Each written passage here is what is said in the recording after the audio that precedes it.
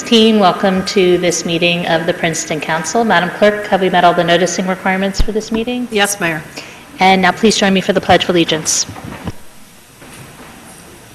Pledge allegiance to the flag of the United States of America and to the republic for which it stands, one nation, under God, indivisible, with liberty and justice for all.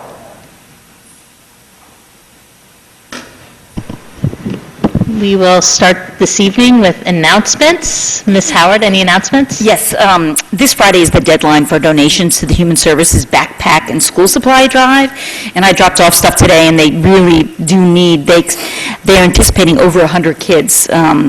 This is K through 6th grade kids getting backpacks and school supplies, kids in need. So really would appreciate the public donating. You can drop off anytime during the day at the Human Services offices in Monument Hall, backpacks and school supplies, and there's a list on the website. Thank you. Mr. Miller, any announcements? No announcements. No announcements. Ms. Butler, any announcements? Yes, thank you. I have some dates I'd like to mention. This Wednesday, we have the day camp cardboard canoe race that is at noon. You should arrive by 11:45. That's lots of fun. This is the last week of our day camp, so this is one of the wrap-up festivities, as is the end of Camp Carnival on Friday, August 12th. There will be at CP North on Saturday, August 20th at 7 o'clock, another concert. I know you love these, Lance. Phase 3, it will be Phase 3 with Princeton's own Sergeant Fred Williams. It's his group. So yeah, fun. So that is Saturday, August 20th. And then finally, the Kids Splash and Dash Aquathon will be Sunday, August 21st at the CP Pool and in the CP Park. And the registration is ongoing. So the concert will be free. Excellent, thank you. Mr. Simon, any announcements? And are there any staff announcements? No? Okay.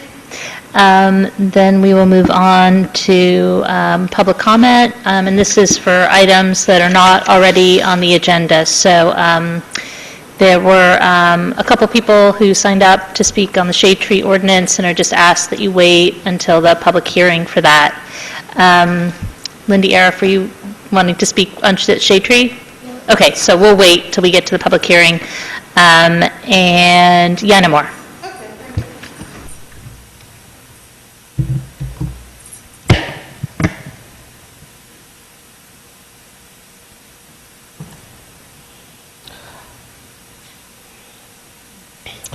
First, I'd like to say I'm speaking not as a member of a group, but as a citizen, property taxpayer, and as an elected representative from a 99%... Can you make sure you're right in the mic so people can hear you? Is that better? Okay. First, I am speaking not as a member of a group, but as a citizen, property taxpayer, and as an elected representative from a 99% Democratic district, as of data most recently collected.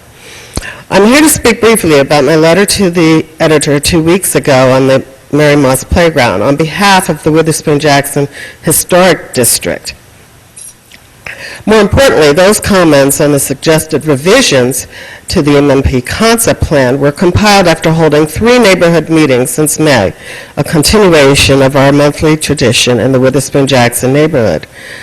Most of the playground design suggestions were guided by safety considerations, sustainable principles, and the creation of a learning environment. Major physical design elements promote a healthy environment, offer savings or are cost neutral, and reduce operating costs. Both Councilman Liverman, who attended our most recent neighborhood meeting in July, and Freeholder Kuntz, to whom the requested revisions and graphics were presented at the Rec Board meeting 2 weeks ago, and upon his request, the information was sent to the consultants. Both felt they were reasonable suggestions. In the letter, there were specific references to areas, systems, or fixtures that help tell the history of the founder, the playground, and the neighborhood. And these elements in particular require further coordination with the consultant about materials and utilities to accommodate them. And I ask Council to support this level of collaboration and would be willing to offer my assistance, having designed several playgrounds, including the Community Park School, prior to the building expansion. I want to make one particular point about the appropriation of funds to this playground. It is my understanding that there will be funds from open space taxes that will help pay for the execution of improvements. And in the opinion of closest neighbors, this playground has been under-maintained over the years. Of the 3 playgrounds in the former borough, it has suffered the most. This is an opportunity to use these funds, now collected at a higher rate from former borough residents that were previously underutilized on borough projects, for a facility that is more than just a playground, as perhaps the other 2 were, but it's really needed as a learning environment. I sent the information, both the letter to the rec department, to the council, and an attachment which showed the graphics, and I welcome any of your questions about it, and you can give me a call. I would certainly try to call you. As these changes are offered with expert and, more importantly, with neighborhood input, there's a plan to present a petition which will further substantiate the support for the changes representing the neighborhood's interests. Thank you. Thank you very much. I don't know, Ms. Butler, if you wanted to give an update under reports on where the rec board is with the Mary Moss Playground? Once we close the Okay. public Okay. session, I'll be All right. happy to comment. Is there anybody else who'd like to comment on any item that's not already on the agenda? Okay, seeing no one, I'll close the public comment, and they're all on the trees, so we're going to wait for the public hearing.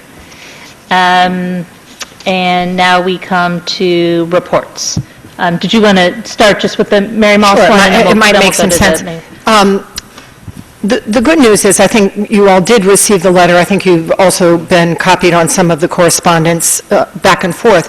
The good news is that there's much that has been recommended upon which we agree, and we were always intending to do. I mean, recreation is nothing if they're not concerned about safety first. So, you know, and some of the features that were recommended for the spray grounds, such as timers and sensors, et cetera, we're on that, and we always were. So I appreciate the feedback. Ms. Moore and others, I guess, came to the last rec meeting I was unable to attend, and made their recommendations, again, much of which was already included in our plan, all of which was forwarded to the consultant. So we're continuing to move forward. I do want to make a correction, and Mark, maybe you can help me out. The money for the playground improvement comes from a Mercer at Play grant, which both the borough and the former township then, as part of the requirement of receiving the grant, contributed money and has been set aside for years. So I don't think that that's coming out of the open space tax. That may be confusion with No, it's just it's the Mercer at Play the grant. grant. That's all that's being used for the Mary Moss Park improvements. Right, although I believe that you there's have- some open space money that's being used for the expansion. Purchase of the property. Correct. Right. But that, none of it is being used for the playground improvements to the playground. Okay, thank you. Any other questions? Did I hit everything, or? That was good, thank you. All right, now we'll move on to the main staff reports this evening, then we'll bring it back to council for council reports. So we'll start with the revenue and expenditure report for the period ending June 30th, 2016, and I'd like to invite up our CFO, Sandy Webb. Thank you. This report that you have before you is for the period ending June 30th. So we're, a little further into the year, obviously, I could have updated it, but it makes it easier to know that we're looking at numbers for halfway through the year. So, and it also occurred to me after I was looking at this evening that I did not distribute the parking and the affordable housing, which I updated them, so I'll distribute those as well. But there really weren't any surprises there. Everything is right where it should be. So I'll start just kind of briefly with the revenues. As you can see, there are a lot of revenues here that we've already are at 100% of what was anticipated.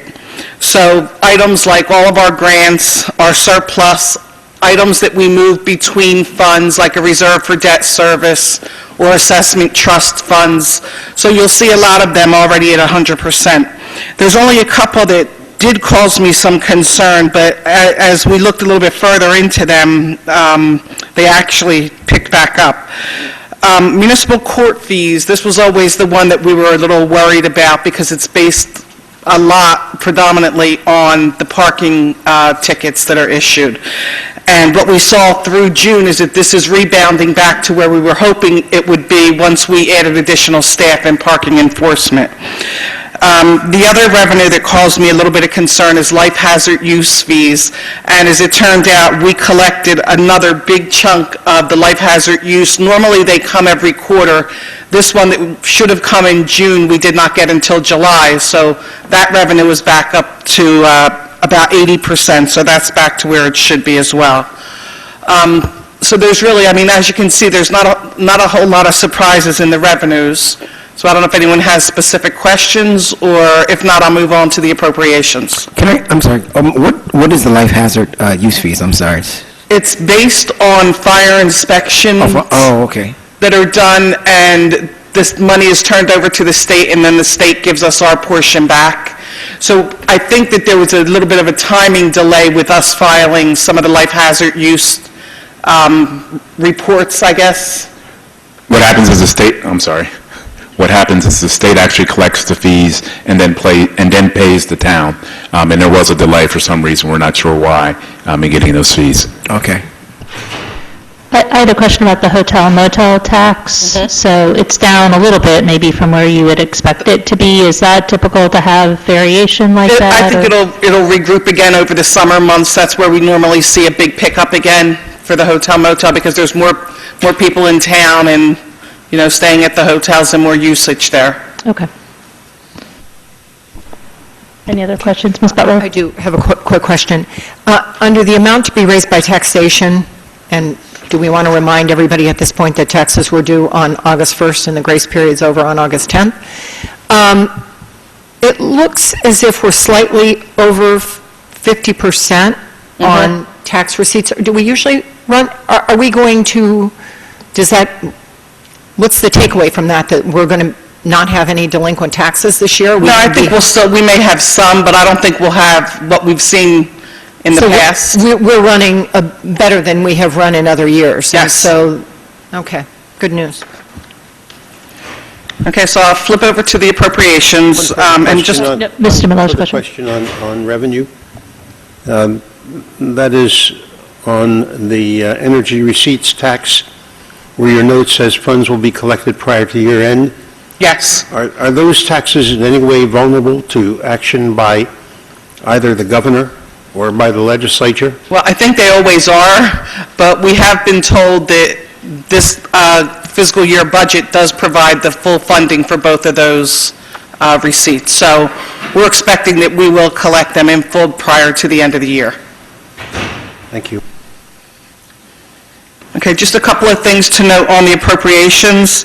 Right in the very beginning, administrative and executive, the budget in this line, if you recall, last year we moved the up to cap amount out of the mayor and council's budget, and we moved it into administration. So that's why that budget only has 1%, and hopefully that'll stay pretty low, so we'll be able to recoup a lot of that up to cap amount. Hazard bus routing, that's something that we pay to the school district. That usually gets paid in August, so we know that that's something that we'll be paying shortly. Municipal court, they have money budgeted for the code updates, and I suspect that we'll see those bills closer to the end of the year. That's usually when we get them. A little bit further down on page 1, the municipal prosecutor had not submitted invoices for the first and second quarter. We just got those invoices and paid them in July. So that didn't have any money expended out of it. And I think if you look at a lot of the lines where there's legal or professionals budgeted in there, we always seem to have a billing lag with some of the professionals. So we usually run 2 or 3 months behind. So most of these are probably paid through May, so I think that they will catch up certainly before the end of the year. On the insurances, our workers' comp and our liability insurance is due in the first quarter of the year, so that's already paid in full to the joint insurance fund. Again, like in the revenues, you'll see a lot where their expenditures are already at 100%. Again, that's for a lot of our grants. It's for a lot of the things that we do in between our funds, like the money that the current fund gives to affordable housing. So you'll see a lot of those that are up at being expended at 100%. So I don't think I don't see any surprises. There's nobody that I'm worried about their budget not coming in through the end of the year. I mean, it's only through June, but everything is where it should be at this point. Okay, thank you. Are there any questions from council? I have a question. Sandy, where did you say that the municipal code, did I understand you correctly? What line? That's under the municipal clerk's other expense line. So if you look, their expenses are only about $8,500, but I know that a lot of that is budgeted for the codification updates that are being done. Okay. Anyone else? Mr. Simon? On the expenditure report near the bottom, the reserve fund collected taxes, it's charged at budget adoption, but that's, in terms of what the town actually has to pay, that depends on whether there's an under collection of taxes, right? And we have to pay to the county and the schools? That's correct. And do we see that separately, or is that not really visible? You don't see that at all, because this is just really what flows through the current fund. Those are the school taxes and the county taxes we pay outside of this budget. So it's, on the revenue side, you're seeing only our share of what was collected in taxes, because... Right, and on the revenue side, is that line item only current year, or does that include back taxes that have been paid? No, it's only current. So where do back taxes that have been paid, are they also in the reserve account? The delinquent taxes? Yeah. Yeah, that's a separate revenue line. Separate, okay. I got it, all right. It's right above, I think. Okay. All right, so in terms of whether that reserve is high or low for the year, is there any way that we can get visibility into that? Not at this point, no, not until the end of the year. Oh, it's not paid till the end of the year? The reserve fund collected taxes? Yeah. No, that we've already turned over into our tax account. Right, so from there, the disbursement to the county and the schools, how does that work? No, what will happen at the end of the year, if there is a difference, it actually happens as an accounting, kind of an accounting move. That is charged off in the budget. At the end of the year, if there is a difference that needs to get paid, it gets paid through that process. So you don't see it, you won't see it in terms of a budget item. All you'll see is the full amount charged out. At the end of the year, we then do calculation to determine whether there's part of that goes into paying the schools or if it goes back into surplus. Right, and so what I'm asking is whether we can get any advanced view into that. And you wouldn't know until the end of the year. It's not possible? I don't think so. Okay, thank you. Well, because that was one of our negative surprises last year, right? Was that we collected a little bit less than we thought we would in taxes. No, I don't think that it was.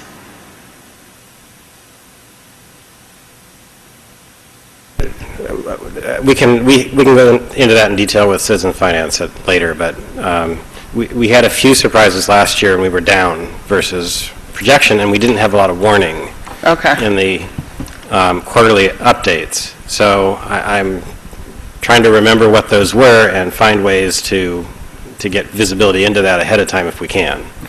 And that was one. You've already mentioned the parking. That was the other one. You said that parking fees and court fees both are running where they should, right? for the budget. That's correct. Okay, thank you. Okay. Anybody else? Okay, thank you very much. Thank you. And our next report is from Mr. DeShield, walking us through where we are with the goals and priorities we had set back towards the beginning of the year, back in March.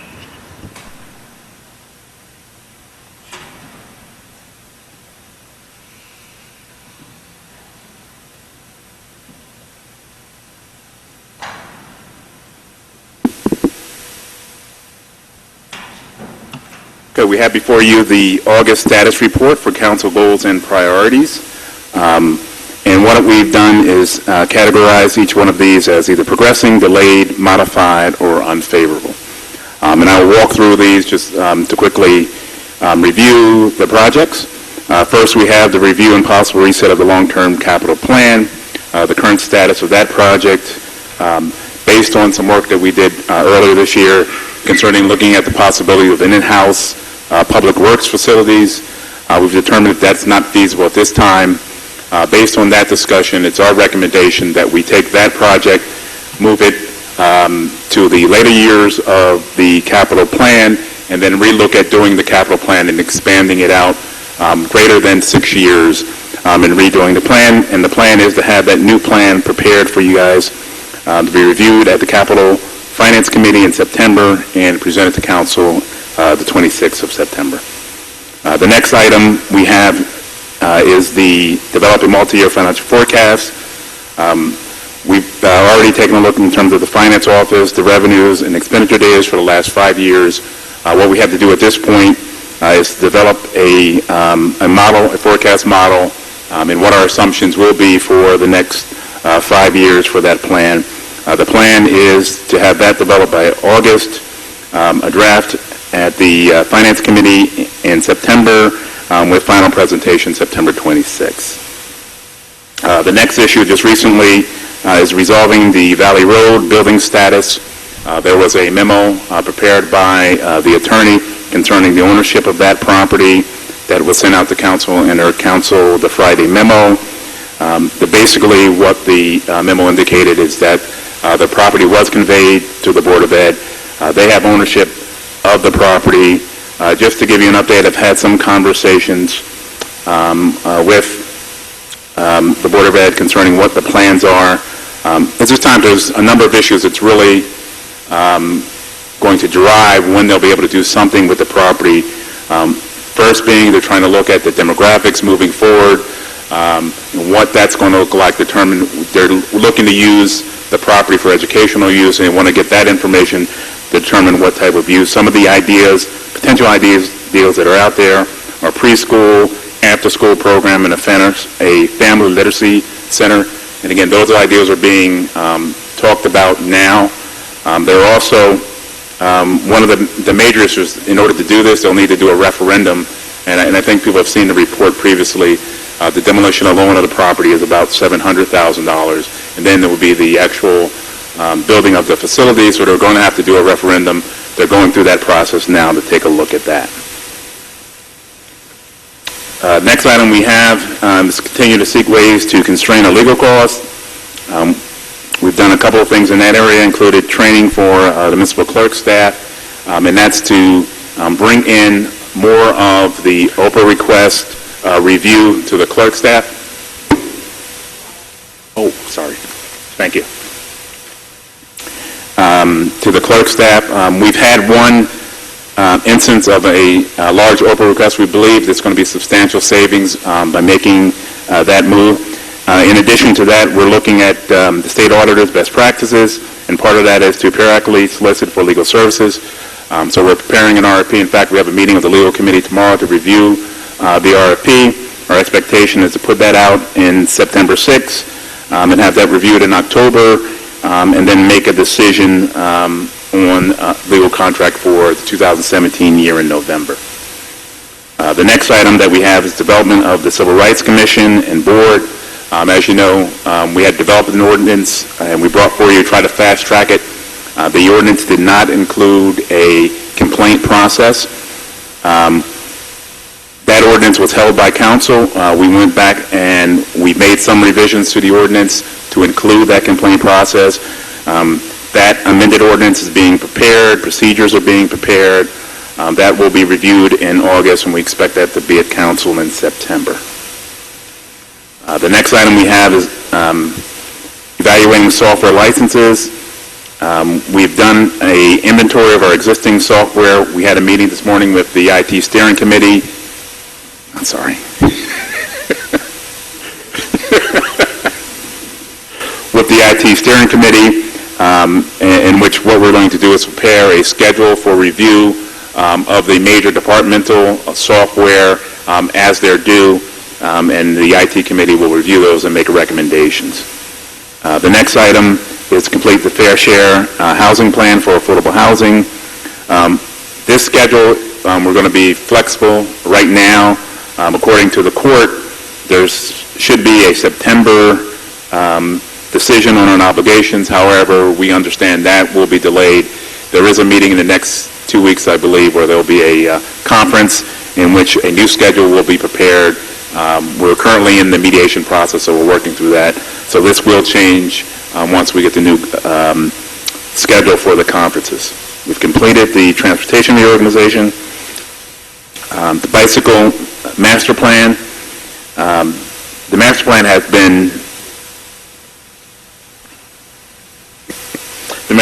been developed. A draft has been circulated to various boards and interest groups this month. We expect the master plan subcommittee to approve the plan in September, to go before the full planning board, and with a final approval in October. Next item we have is the earned sick leave protections for all workers in Princeton. We established a working group. The working group has reviewed the issue and submitted a report back to council. The report indicated the need to gather additional information concerning the nature of the workforce, and also to gather data on the newly created ordinance in New Brunswick, and to bring it back to council for consideration. The next item we have is development of the strategic plan for the Public Works Department. The consultant has completed the draft plan and provided it to the director. He is now, and what's important, unlike some of our other strategic plan, this is really an operational plan. The director is preparing operational goals and establishing those. We expect those to be before the Public Works Committee in September, and a presentation to council September 26th. Well, Mark, can I just interrupt about that? I just want to, I know we've had at least one time where we had a consultant do a report, and then, I mean, I don't understand why there's a draft report that's being given to the staff and not the council. I mean, Actually, what, is the staff going to weigh in on the consultant's report? Actually, the report that the consultant put together is really just a draft and outline of a strategic plan. Staff is actually developing operational plan. The staff is taking those goals and actually putting the meat to the plan. So when it comes back, what you'll see is the consultant helped us develop some of the goals. The actual action plan that is part of those goals is being developed by staff. If I could chime in, because we had a version of this conversation a couple of months ago in discussing the strategic plan. What we actually contracted with our consultant for would more properly be called a needs assessment. And he did not actually get into the solutions to the needs in most cases, and the staff is working on that to present, because that's what we really expect to have.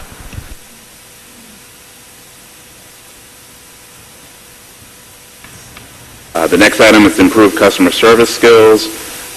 We continue to provide regular customer service training and incorporating lunch and learn programs. We're scheduling a number of those throughout the fall, and we'll continue to do that process.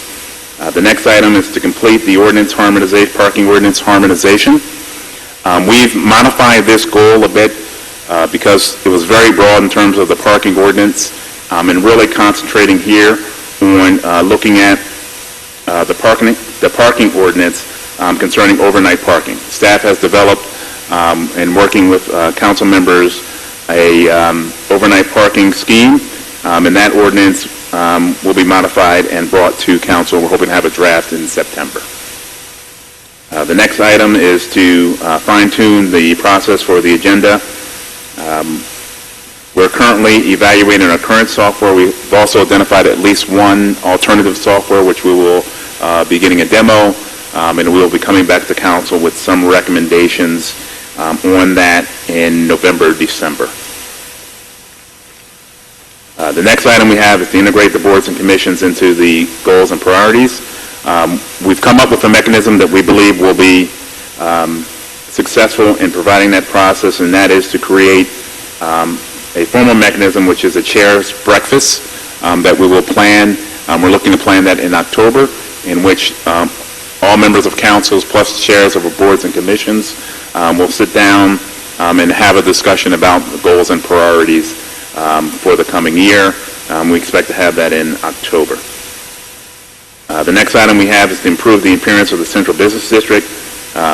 This project is moving very successful. That's our streetscape project.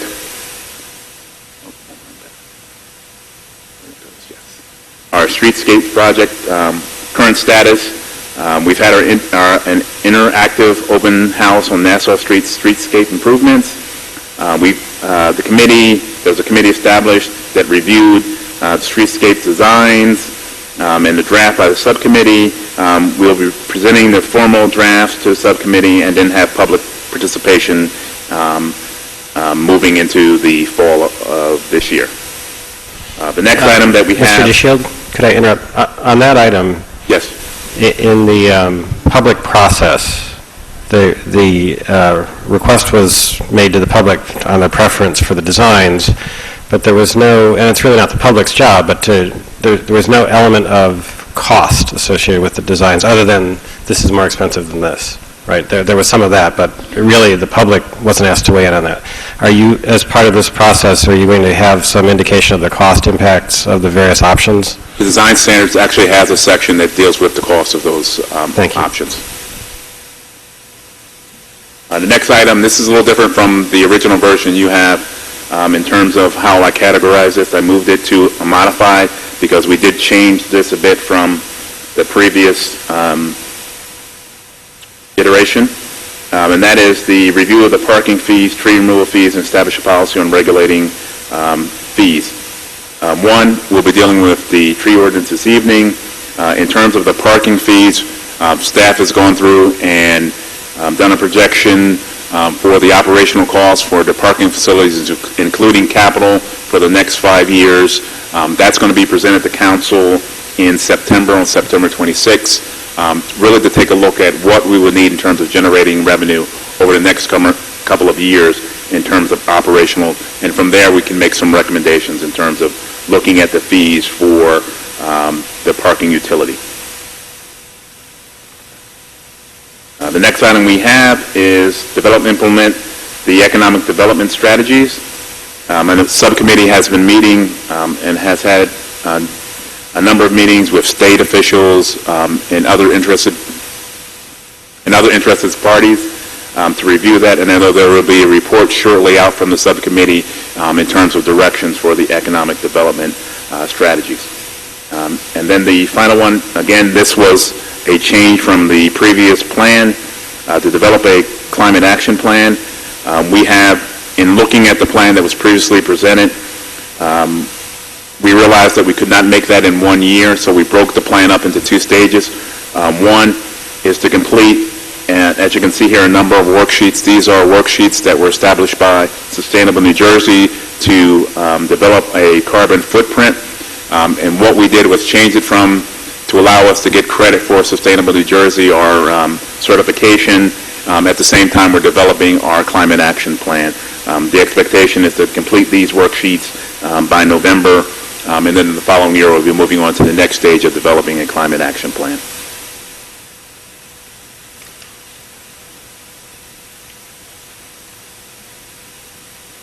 The final item is a zoning ordinance review and to address a number of the development concerns. We have developed the Neighborhood Character Project. That's been going along quite well. And what the current status is, we've developed a citizen engagement component, which includes frequently asked questions, and an information website to provide the public information. The consultants are now doing research both on the economics, the history, a number of issues that they're researching at this point. In the fall, we expect them to come back for further discussions. As part of that process, we'll also develop short-term recommendations and approaches to deal with some of the issues that I know council members are concerned with. We expect to have those in the fall. And the second piece of that is the review of the Butler Track zoning. And again, we've been working on that process with staff. We expect to have a community meeting in September and then develop the rezoning alternatives October of this year to present it to the council. Any questions? Ms. Howard? I did, sorry, you were going so efficiently through that I didn't get a chance to jump in. When you were talking about legal fees, I just wanted to clarify something that I want to make sure we're not raising expectations too much. I think you said that we were hoping to save a lot on the rebidding of our municipal contract, and I'm not sure that's exactly the case. History has shown we did save significantly after consolidation and after the initial moving to the new type of contract we have, where we have a monthly retainer system for routine legal business, and now what we're dealing with is that costs have gone up since then, and so we're trying to get a further handle on it, but I wouldn't want to raise expectations too much. But I would comment that just one detail, that we are, as part of the rebidding of the legal fees, that we are going to be rebidding for the planning board outside counsel, and that area has not been subject to the same kind of controls on costs, and so I would hope we could save there. But, this is just part of an ongoing effort to manage our legal fees, and I wouldn't want to raise too many expectations that don't start spending the money yet, the savings. And I just want to clarify, I misspoke. What I was referring to is just the savings, and to me it's a lot. It won't be that significant. The savings that we'll achieve by not sending our over requests to the attorney. In that one area, that's great. One small area. Thank you. Well, while we're on that topic, I was just wondering, though, maybe, Trishka, if you could speak to generally why Oprah costs have been increasing for not just this municipality, but for all municipalities, and, what the challenges are with dealing with them. Have I just put you on the spot? A little bit, but you can do it. Well, I can just speak to, Oprah. Generally, I think, there are, I don't want to characterize it as the vast majority. I think a lot of Oprah requests are routine, they're simple, they are very easily handled in the clerk's office, but Princeton isn't alone, but around the state, municipalities do get hit with large and complex Oprah requests, and as with any statute and as the case law evolves, they become more and more complex and difficult to respond to from a legal perspective. I think one of the challenges for municipal clerks in particular and municipalities more generally is that there are very stringent deadlines that are imposed under Oprah, so when you get a request, it's a little bit of a drop everything to respond to it, including if you need legal counsel. Clerks are subject to fines for willful denials, even very good faith and legitimate denials. If you're sued and you lose, you are responsible for the other side's attorney's fees. That's just, there's no discretion involved in that.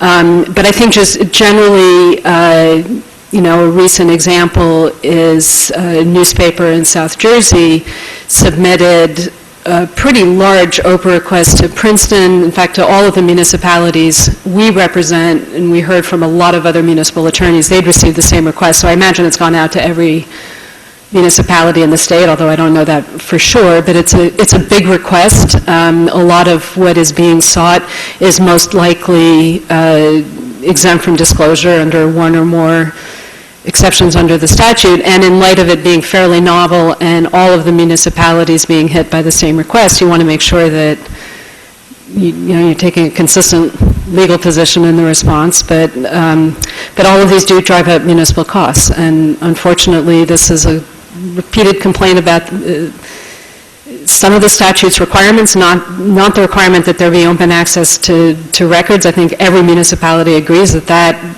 is absolutely an overriding goal, but some of the intricacies of the statute drive up costs, and unfortunately, those comments fall on deaf ears in Trenton, and that's just a personal frustration of mine and a lot of other municipal attorneys. Are there any other questions?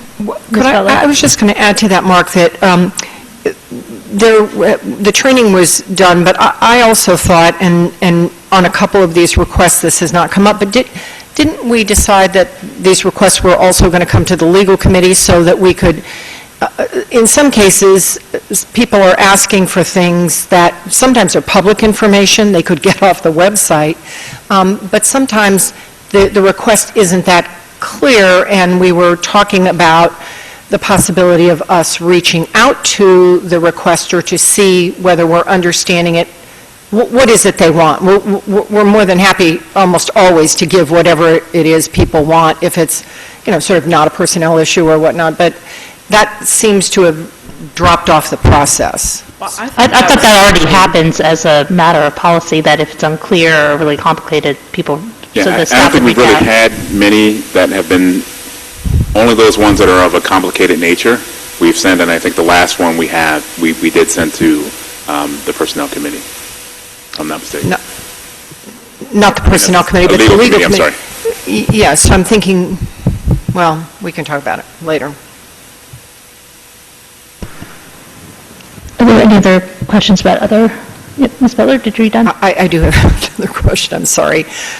Is this all the priorities that we said at the beginning of the year? Is this everything? Yes, and one note, if you look at the bottom, you'll see that the organic recycling program. Right, review that. Those are not up yet, so I didn't put them in the status report, but I did mention them at the end.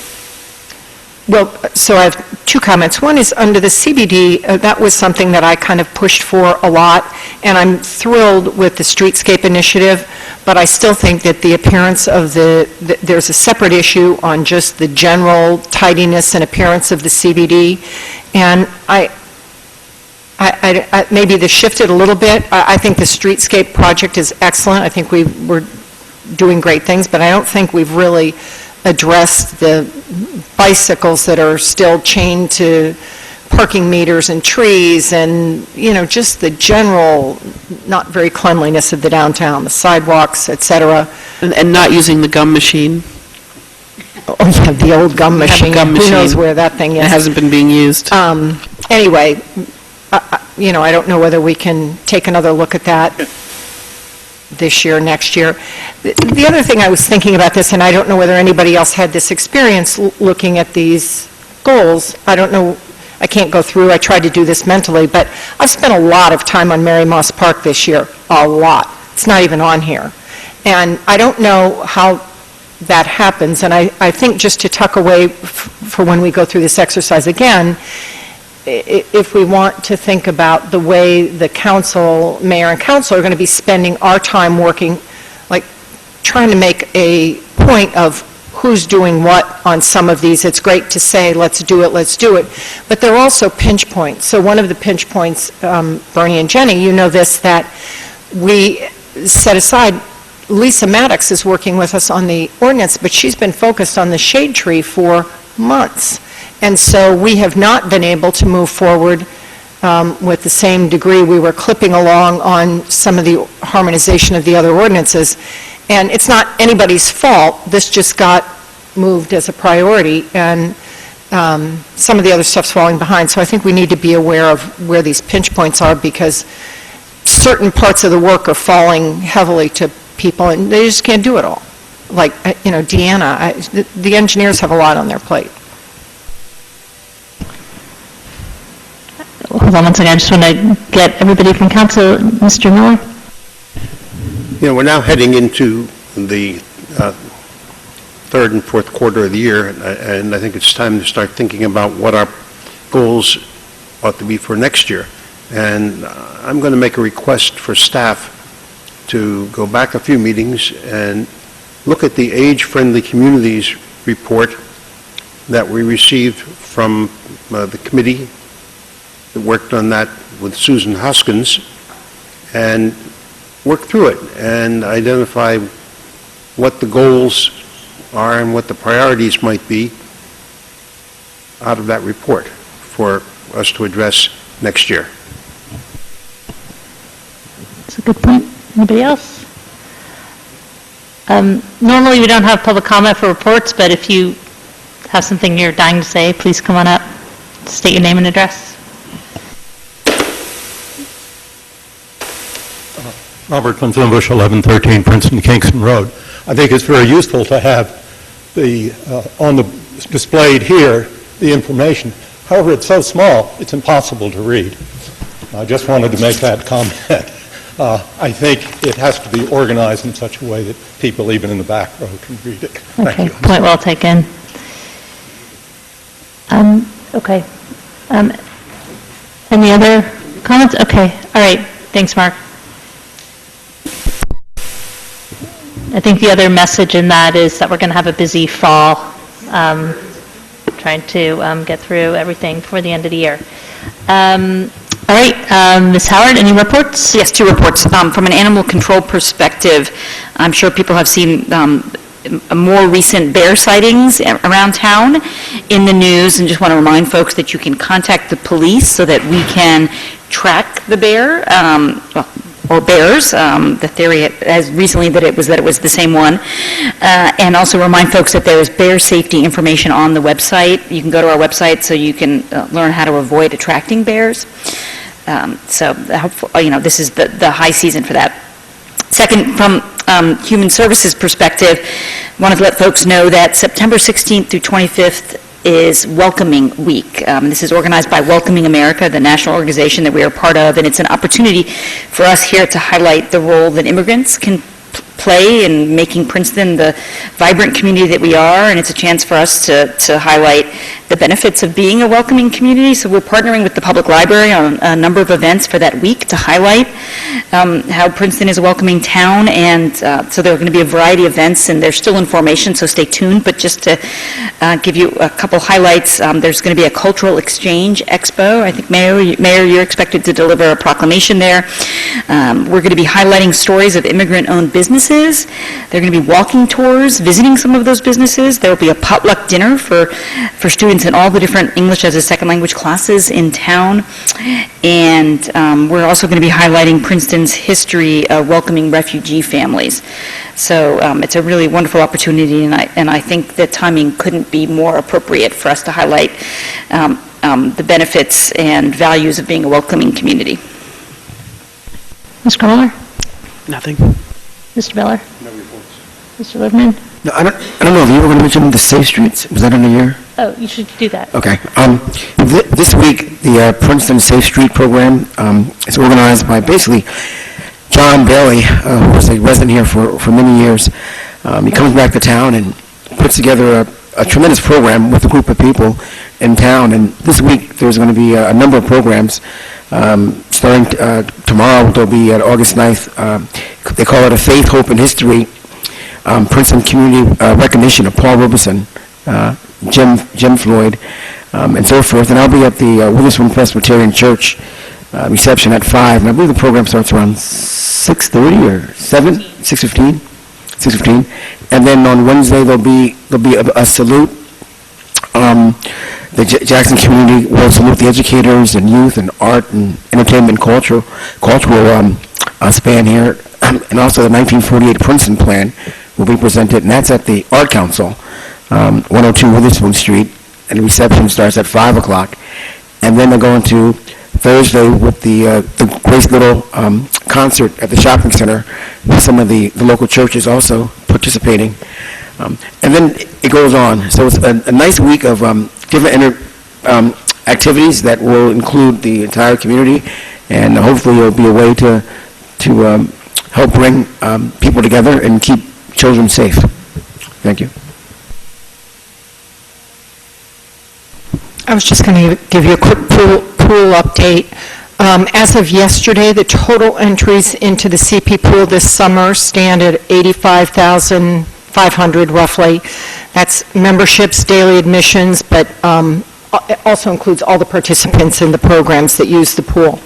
So we are on pace for our fifth consecutive 100,000 plus summers.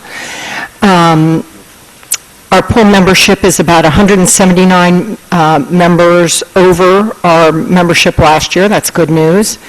And our camp attendance is up almost 10% too. This is our last week of camp. We ran 20 weeks of camp, so it's been a long summer.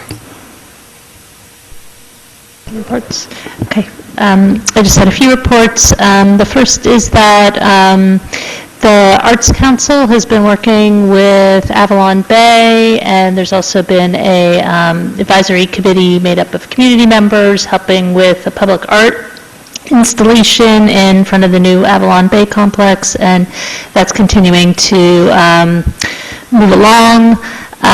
The library has finished demolition of the second floor, and that project is also underway. There was good news, hopefully everybody saw it, that the Historic Preservation Board cleared the improvements on Washington Road at the DNR Canal Crossing, something that this body had asked for, I believe, 2 years ago after an accident there. So it's a intersection that has a lot of safety concerns, and we're glad that the county is now free to take action on it. I wanted to thank members of the Princeton Environmental Commission and Phobos. The PEC had gotten a grant that it used on Woodfield Reservation to help clean up some of the trails. They built 3 new bridges and helped with improvement of the boardwalk.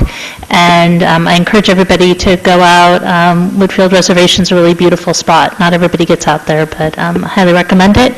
And it is Olympic week, and so I wanted to just remind everybody we have the men's and women's U.S. rowing team practice here in Princeton during the year, so I wanted to wish them all best of luck, and especially for all the other athletes with Princeton connections. We're rooting for you, and of course, everybody from all over the world. It's a really great, thank you for being here tonight, but you can watch it on tape later.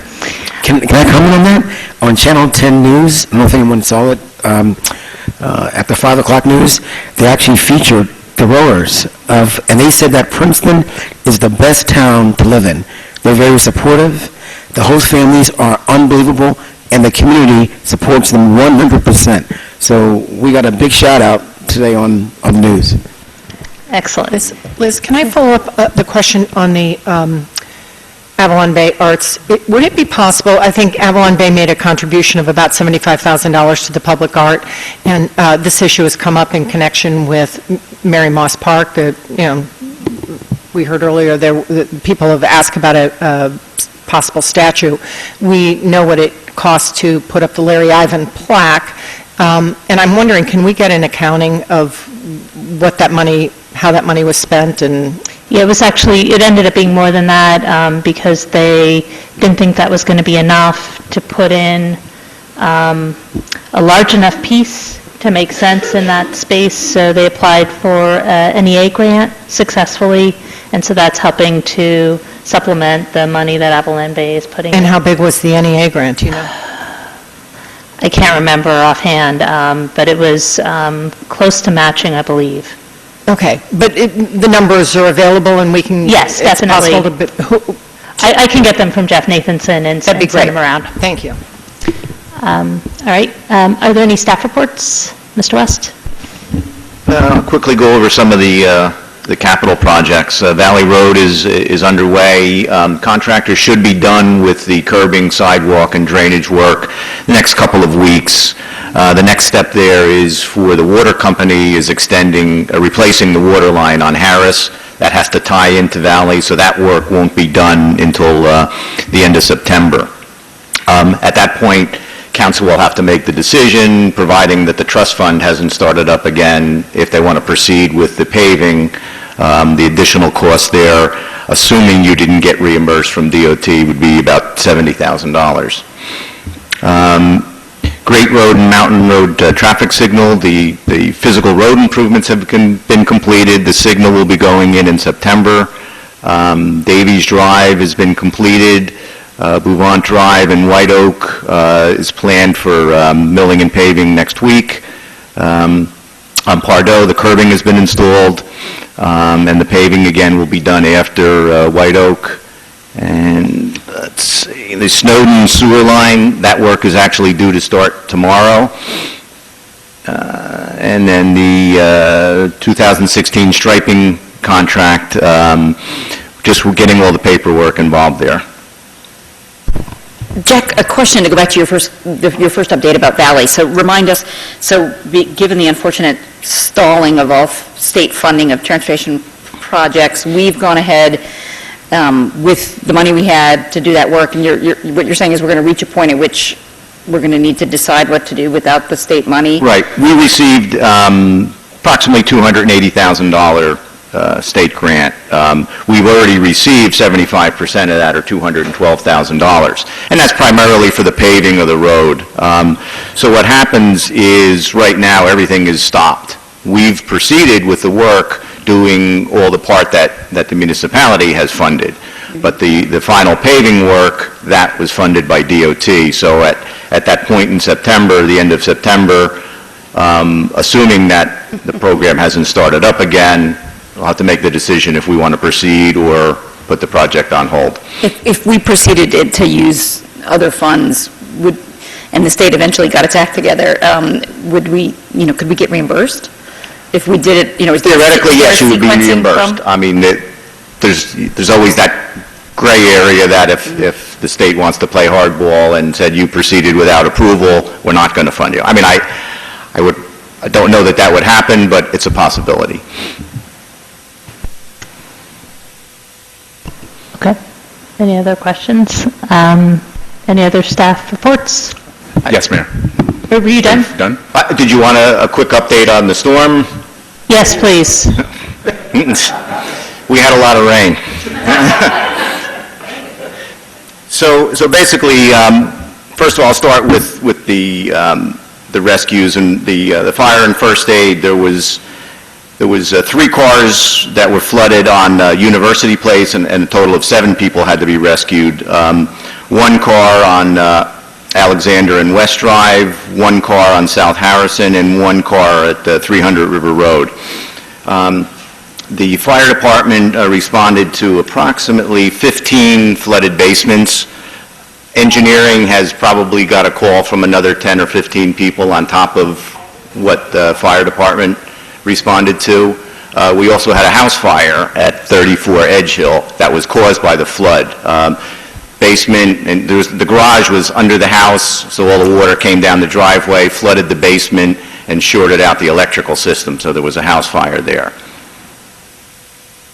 As far as why we had some of the problems we did, we hear talk about a 100-year storm all the time, and that's typically, it's a duration of, it's 8 inches of rain over a 24-hour period.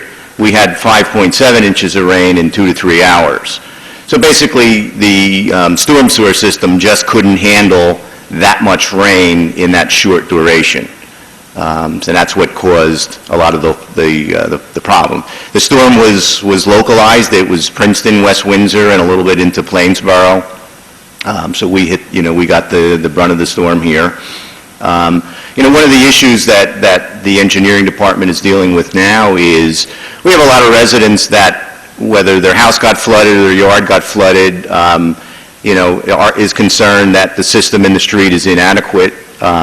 So I think that's something going forward we're going to have to start addressing. And I think, I was talking to Deanna about it last week, and I think that's something that should be put on the agenda at the Public Works meetings, as far as, first of all, how to address some of these problems, and then do we want to address them?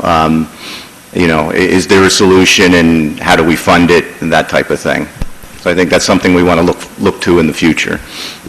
And did you notice any more issues in areas where there have been a lot of tear downs and redevelopment? I mean, do you see that as contributing to the problem? Or That was the good news for me.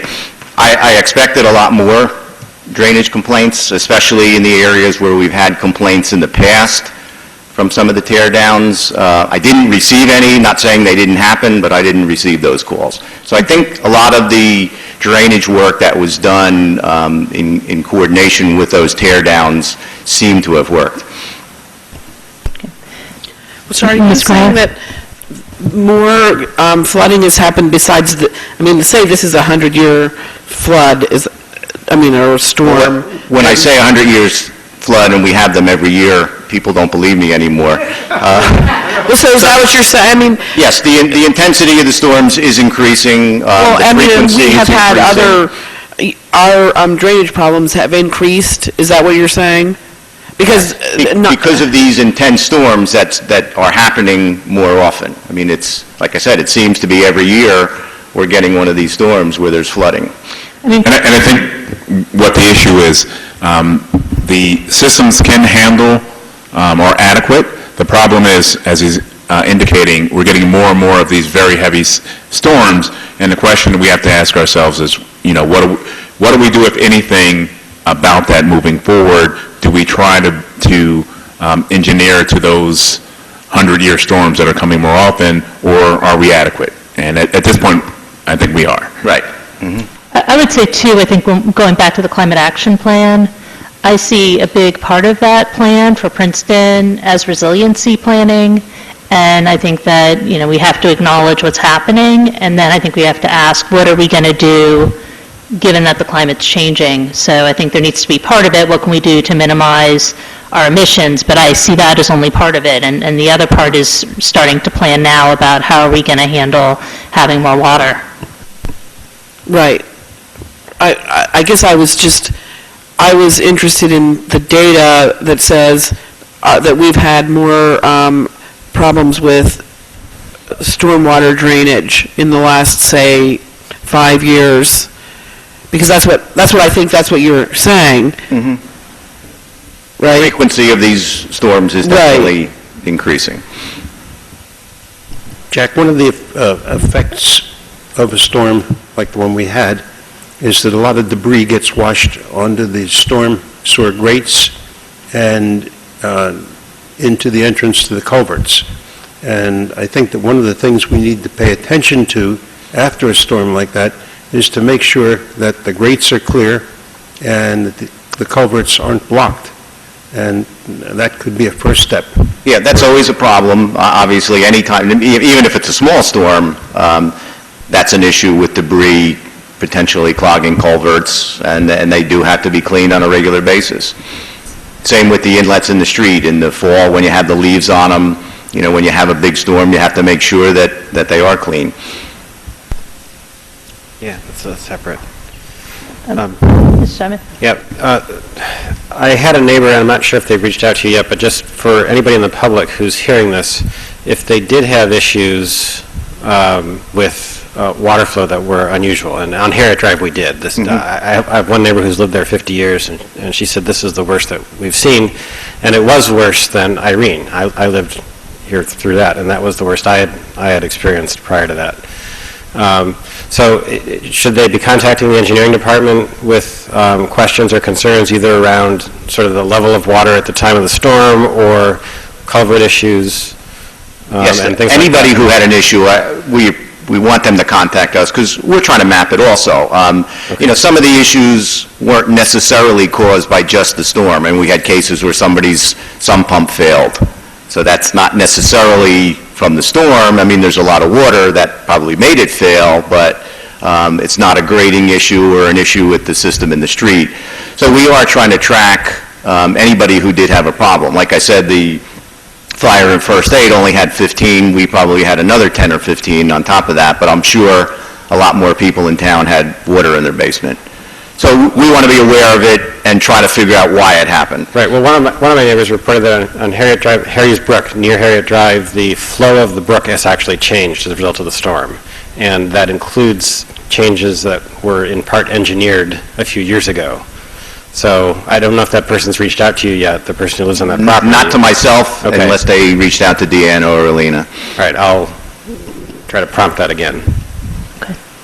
Any other staff reports? Mr. Shield? Yes, Mayor, I just wanted to just discuss a little about this Friday's council memo that I sent out. I had some indication that in the former Borough Hall Council Chambers, we're looking to do some upgrades of that council chambers. Two things that we're looking to do, and this work will be done by the Public Works team. That is to remove the back partition, to open up the room to allow more seating. The second piece is to remove the dais, and the concept there would be to allow for more flexibility in the room.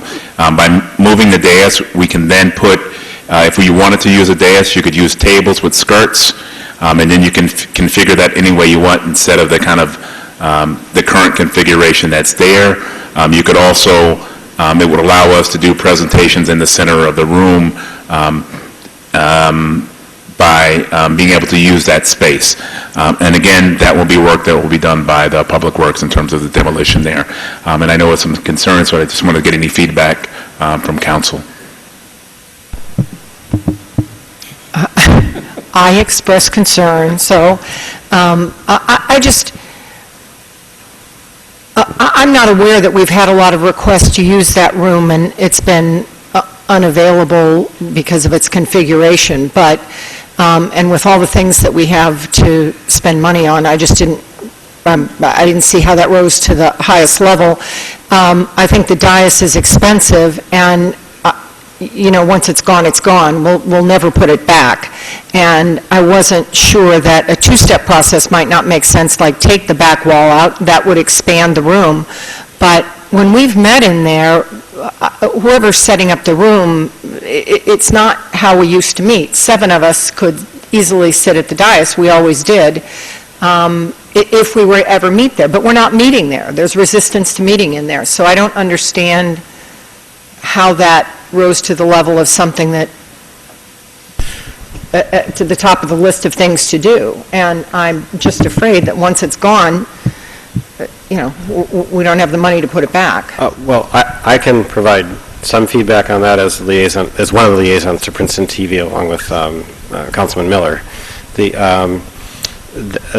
have specifically requested changes to the room to be able to use it as a second studio. Their existing studio is quite space constrained, and there's quite a few things they can't do in terms of filming in a studio setting in the existing studio space they have.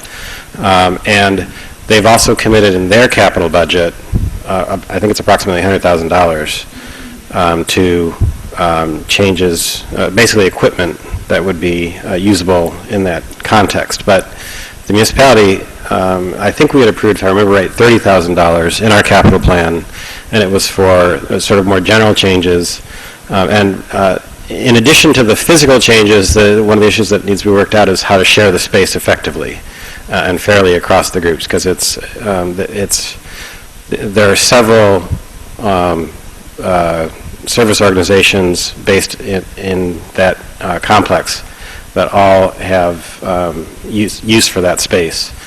And they have different sort of scheduling needs in terms of how far out in advance they can schedule it. Well, I guess I wouldn't understand, why would we trick out the room for one group that may not be the only group that... But in effect... have we surveyed the other groups to find out what their needs are, I guess is what I would want. Well, actually, one of the commitments that the town has made is that it would be a shared space. It's not going to be Right. No, I do recall that, but so why would we... Why would we... Well, in fact, we're not tricking out the room. We're genericizing the room. We're basically removing the fixed seating, removing the back partition, removing the dais, but the floor is still going to be raised, if I recall correctly. So so that there's still the possibility of setting up tables or whatever and having, you know, somewhat the same effect, but it's not the permanent dais effect. It's just so anyway, that's the background on it. I don't know, Bernie, if you wanted to add anything to that. Does anybody else have a concern about it? Or, okay. Thank you. Okay, thanks. Are there any other... I have no concern about it, but I would like to see what our administrator thinks the room might look like if it's set up for use for other purposes. In other words, if, for example, we or some other council in the future decides to hold a council meeting there, how would the room be laid out for a council meeting? And, we have discussed this some at Public Works, and I went through a process already like you did. I mean, I was resistant to the idea of getting rid of the dais, for the same reasons you said, but I was convinced that getting rid of it would make it more flexible. But, flexible for what? What's our obligation to PCTV, that they have another studio?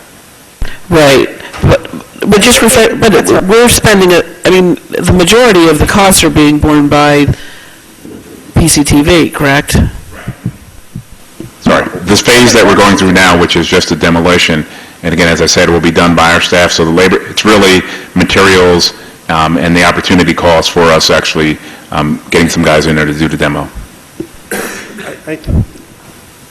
In the past, the room has been used very effectively for joint meetings of the two former municipal governing bodies.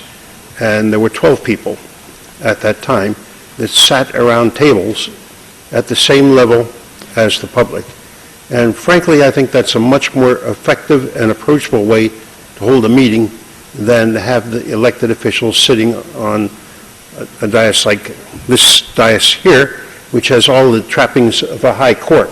And frankly, I've never felt comfortable with this, and I think I'd feel more comfortable if we spent another $30,000, took this out, and had us sit down at the same level as the public that comes to our meetings. We did look at that, and unfortunately, it would cost more than $30,000, and then We can't take it out because it's also used as the courtroom. Yes. Right, but the cost of it is also what gives me pause about removing it. They're very expensive. When it's gone, we can't possibly replace it, so good luck. Okay. Are there any other staff reports? Okay. Oh, well, speaking of the room, one more tiny report from me about something that the former borough council members might not know about this room and the members of the public, that we have a system for hearing impaired people that you can get headphones and listen to the meetings, but no, I don't know if anybody even knows about it. We talked about we're going to put up a sign on the door so that people know about that.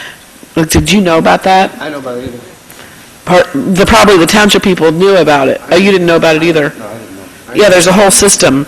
Because I was saying, well, when we were discussing would we need that for the new room, would that need to be upgraded? I was like, how many people ever use it? But it's because people don't know about it. So members of the public who are hard of hearing, there is a system available for you. Okay. Thank you.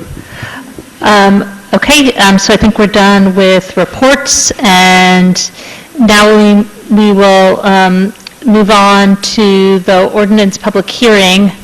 Although I am wondering from council if we should move up the ordinance introduction, because we do have a couple people here for that, and I imagine that will be for the Comcast franchise, that will be a faster process. If there's support for that, is there a motion to amend the agenda? I'll make a motion that we amend the agenda to the ordinance introduction first. All right, is there a second? And so it's been moved by Mr. Liverman, seconded by Ms. Howard. All in favor? Aye.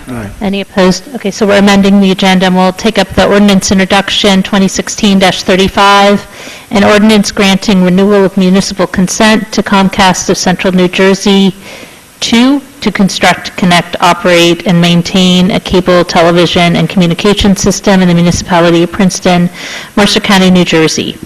And I do want to thank the negotiating team of Mr. Miller and Mr. Simon, and also Mr. Thompson, who I see with us here tonight, and also Ms. Liu. So thank you all for helping the town with this. And are there any questions from council on this ordinance? No, I just want to say that the team of Miller, Simon, Thompson, and Lou sounds like a law firm. And they did a great, great job, and I just second the thanking of what they've done for us. One member of the law firm was left off, and that's Chuck Creasy.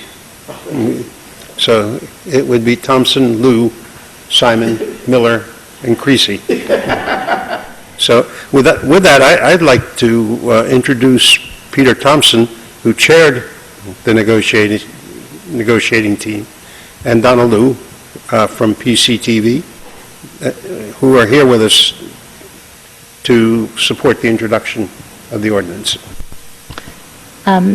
And is there a motion to introduce? Maybe we'll move and seconded. Second. Moved by Mr. Miller, seconded by Mr. Simon. If there's no questions from council, then I would open it up. If anybody would like to speak to it, you don't have to. We're going to have a public hearing on it also later. So, all right. Do you want to speak or not? You don't need to. Only if you want to. Peter Thompson, Horner Lane, and I'd just like to say that, it seems like a long-term with, 15-year with automatic 10-year renewal unless we question something about it, but that's the way the industry has gone pretty much. So our negotiating power is much more limited than it was in the previous couple of negotiations we went through.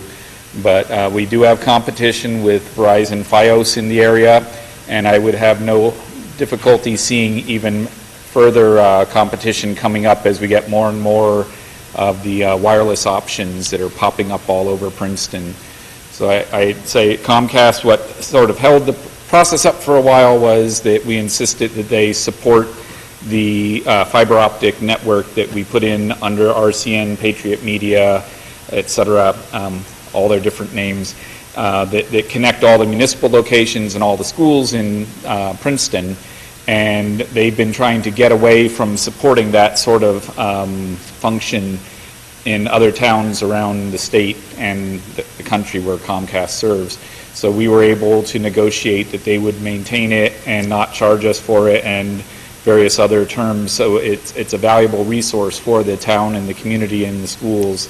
And it took, I guess, 8 months or so to convince them to accept that. And they did. So I'm happy that we were able to get that to benefit the town.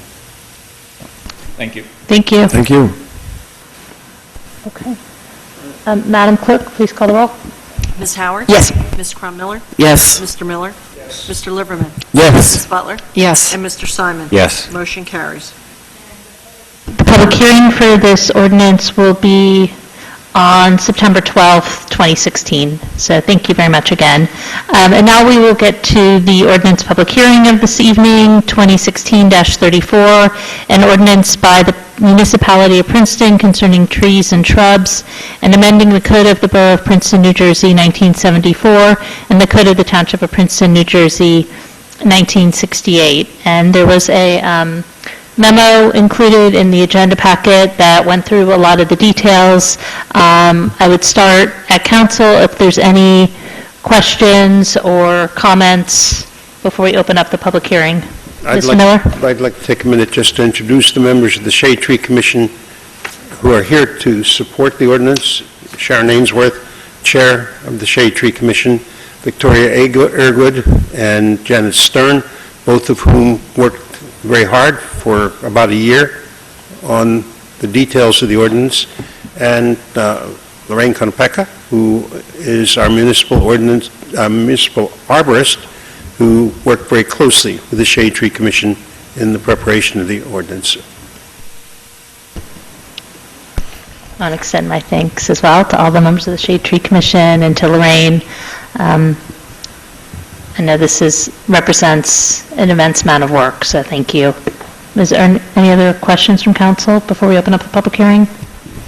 Can I ask a question? We did receive an email this afternoon, I'm not sure who all was on it, from Steve Hiltner, right, and he mentioned that a couple of trees that he thought should be exempt. Did you all get that email? One was the Norway maple. It's going to take me a minute to... Tree of Heaven, I just pulled it up. What? And Tree of Heaven. He's labeling both of those as invasive species. Right. And I don't know the tree of heaven, but the Norway maples do pop up and they're all over and grow very quickly. And does anybody have a feeling about adding them to the exemption list? I think they're beautiful. Yeah, I actually agree with that concern, that invasive species, we should consider some kind of exception for that. But for Norway maples, I mean, we have a lot of I can large rely on the arborist to tell us what's an invasive species versus what's not, but, so I'm not married to that list, those two items, those two particular species, but,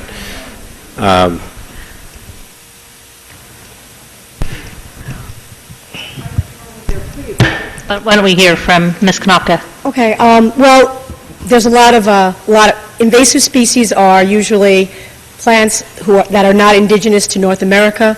They're prolific cedars. They will take over. So in the case of the Norway maple, if you have one that's growing in the middle of a lawn where there's always lots of grooming and maintaining going on around, that's fine. But what they do is they produce a lot of seed, and they will seed in and take over and overgrow areas very quickly. The leaf is really large, it shades out the understory, and then natural native vegetation can't thrive.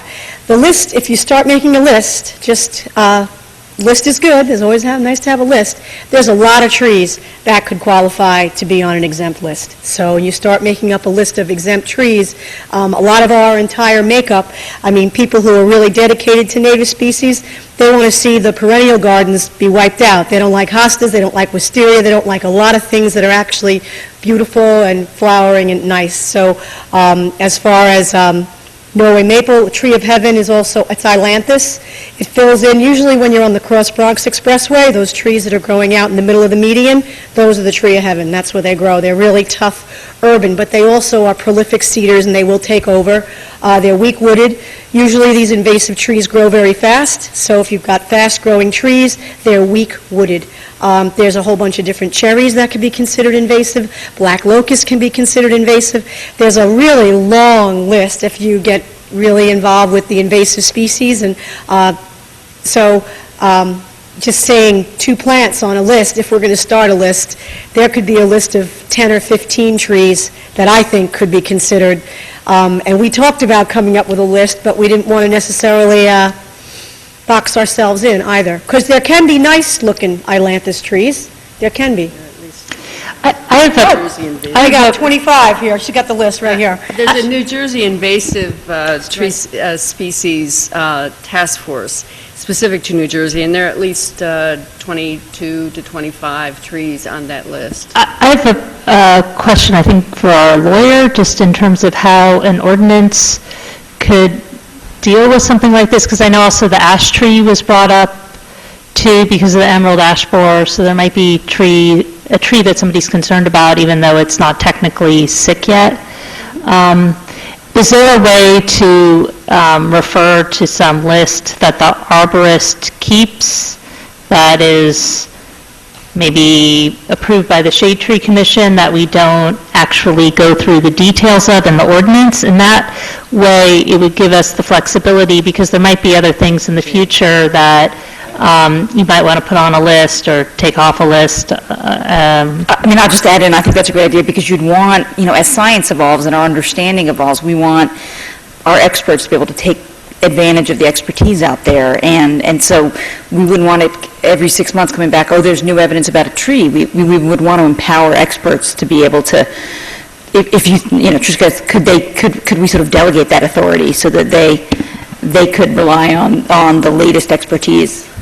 Yeah, I think in principle, yes, it's a matter of coming up with the right wording and the right parameters. I think it would be, I would recommend something like an exempt tree list that would include invasive species, and how would you describe the ash tree, and trees that are particularly vulnerable to disease that are likely to succumb in the next decade?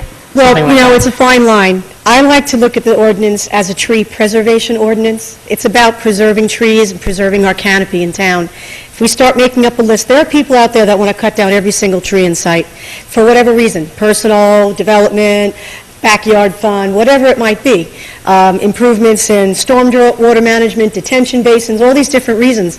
I think if we start making a list of what trees are exempt, I think, there are some really beautiful, large Norway maples, and there are some really large, beautiful stands of black locust, and there are some people that dislike them. I mean, making up a list, really, you start chipping away at what we're trying to do, which is to try and keep our community forest intact by giving people the carte blanche exemption. Oh, it's an ash tree, it can go because it might die in 10 years.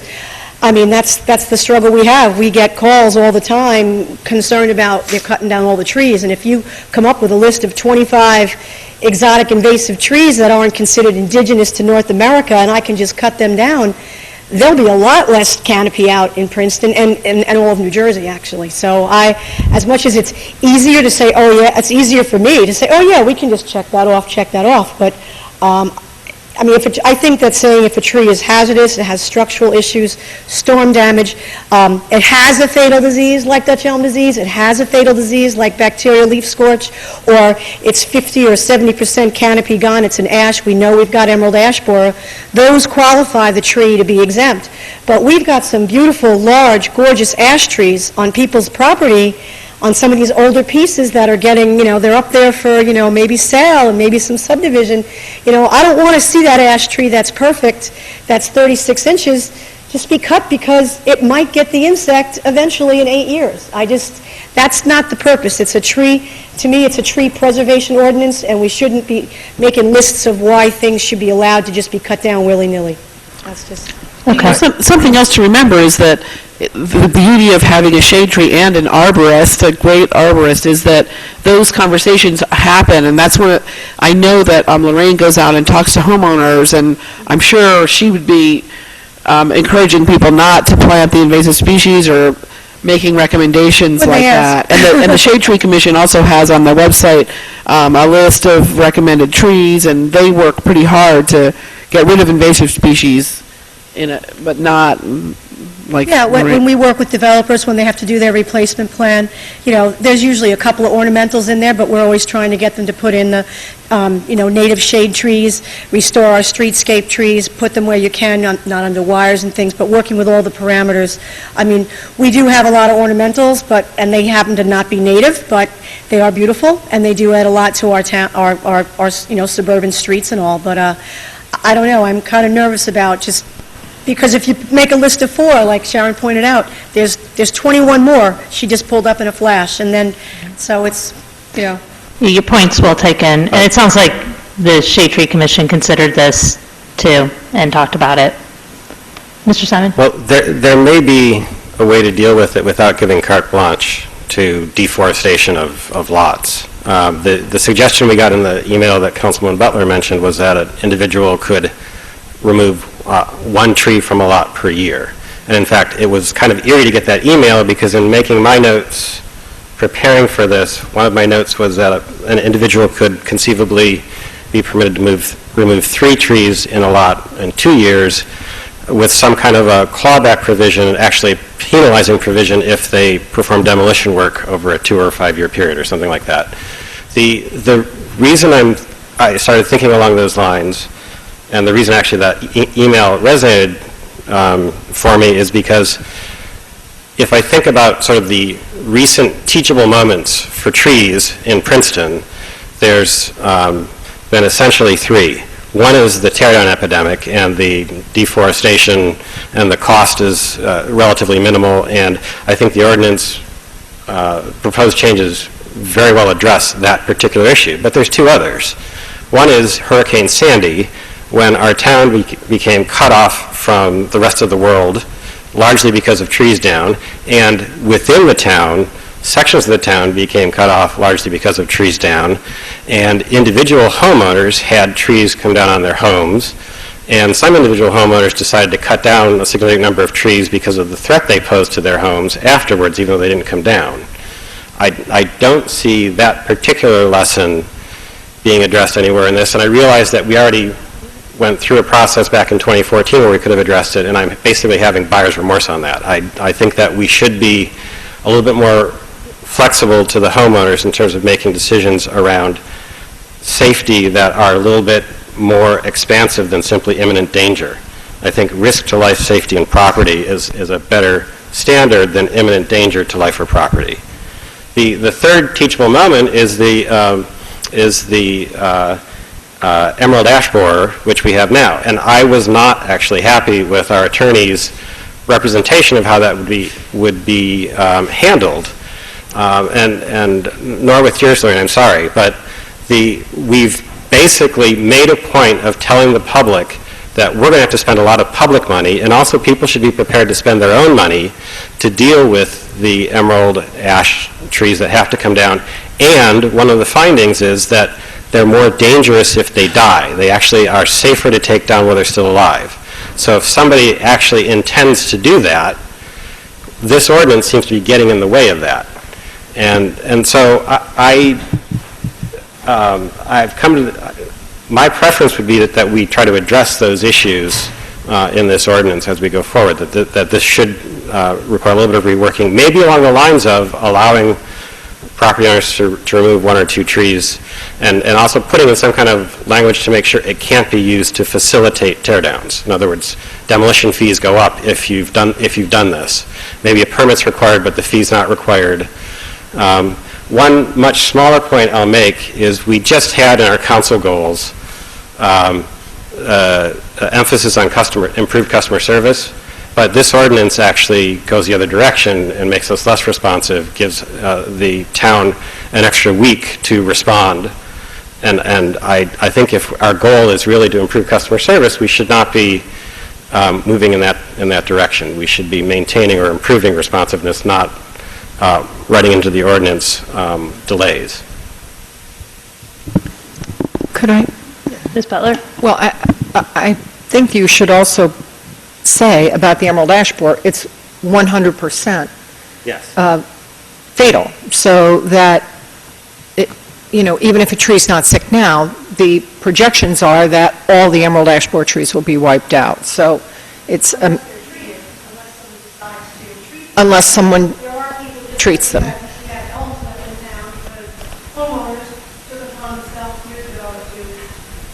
We can't hear you.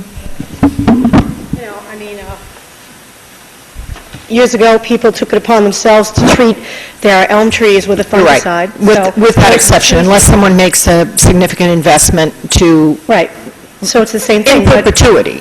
Yeah, we're talking about over the emerald ash borer is here, it's coming in, and it's going to start to show its effects over the next 3 to 5 years, a lot more than it is right now. But this is going to take up to 8 years to happen. It's not like tomorrow all the ash trees in town are going to be infested. So there is time to actually respond. I think what we're trying to avoid, perhaps, is not have people say, I have, 40 ash trees. I own 3 acres up on a nice little cul-de-sac somewhere, I have 40 or 50 ash trees. We don't want to see them go in there and clear out their land. That's not what we want to see. It's just, it's terrible for the community forest to have that happen. Well, 2 things, though. If eventually they're going to go, there is a temporary period where it will be unattractive, but sooner or later, unless they're going to treat them, they are going to be gone. Right. And so if the sooner they're gone, if they're going to go, the sooner something can be replanted and grow in its place. And the other thing I would say is, when talking about the Norway maple, you talked about how over time it works against, the native species growing because heavy shade, all the things you described, heavy shade, et cetera. And so over time, it really does work against our long-term goals. So in the short term, yes, you're cutting down a maple tree that might look nice temporarily, but it's doing long-term damage. If we start cutting down every tree that is an exotic invasive, the Norway maple doesn't get bacterial leaf scorch, doesn't get Dutch elm disease, doesn't get attacked by the emerald ash borer, doesn't get attacked by much of anything. If we actually start cutting those down, and then you add on the other species of trees that are actually right now in peril from the different insects and diseases that are attacking them, we're going to be really shortening that list of potential trees to have here. So, Okay, you know, fair I enough. mean, you're talking about a lot of different, you know, it's hard to review Botany 101 in a microsecond here of a meeting. So there's a lot to it, but I think that by, if you're going to put down, you know, exotic invasive list, you're opening yourself up. What about the bamboo stands in town? You know how many people What about the complain about the bamboo bamboo stands? Exotic invasive. So I let's know. put that on the I think list. we ought What are to we going to do about that? I mean, make there's a a law thousand. against them. Russian olive, I'm not autumn kidding, olive. they're terrible. Well, they are, and they take over and they clog our drains and they clog our culverts and cause stormwater runoff Well, problems. they ought to be They do all illegal. sorts of things. So, you know, I think if we're trying to be more customer-friendly and not be too onerous, I don't think that we should have a big, long list, because there are people out there who actually like those particular species. The nurserymen are selling them, you know, the people are buying them somewhere. It's not like it's contraband. Well, It's not. we do limit, all the time we limit people's ability to have certain animals, you know, in town. It wouldn't be really any, too much different than that. I just want to address your point, Patrick, about, and Steve Hiltner's point about a tree, you know, allowing people a tree. The problem is that not all lots are created equal. I could cut down 10 trees on my property and no one would ever notice it, but, you know, one tree on a lot in the tree streets impacts a lot of people, I think. So I don't, you know, if you have a house in the tree street, the lots are small, and if I cut down my one tree, it could be shading 3 neighbors. So one tree's not created equal, I guess. Ms. Cronward, did you have a question? Oh, I didn't want to, are you finished? I'm sorry. Are we, well, anyway, I just to move forward, because I would like to introduce this, and then we can hear from the public. I'll second. I mean, I would like to make a motion to adopt the ordinance. I'll second that. Okay. And I would like to, are people ready to open up the public hearing? I have a process question before we do that, which is, I thought we had intended to have this as public hearing part 1 and have a second public hearing to continue this discussion in September. So does that Oh, I didn't motion know about that. interfere with that, or is, Yeah, we can just, all right. Thank you. okay. With that, I'd like to open up the public hearing, and we're going to start with folks that had signed up at the beginning of the meeting, and then we'll open it up to everybody else who'd like to speak. Can I just get people to raise their hands who want to say something tonight? Okay. So we will start with Lindy Arif.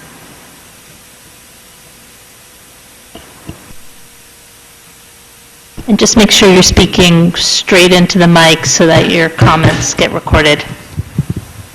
I'll do my best. Can you hear me? Get a little closer. Like that? That's Okay. My name's Lindy Iriff. Actually, it's really Catherine Iriff, but everybody in town knows me as Lindy. It's my family nickname. I want to read the letter that I've written to you guys, but I'm going to interrupt the letter with 1 or 2 remarks to just explain. First of all, I want to thank the Council and the Shade Tree Commission members for all the volunteer hours that you've spent on this very comprehensive ordinance that you've put together. I do have some comments. I've got 3 areas, and they're all section 22 in 13. One is the replacement plan, one is the cost of the permit, and one is the cost of the contractor's registration fee. And they're all in section 22. And I've got rather a different take on dead trees or dying ones, large ones or small.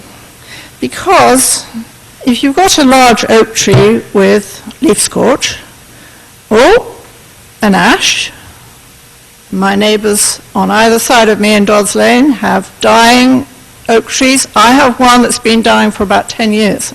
It's still not dead, thank goodness, because it's beautiful. But either side of me, they're all going.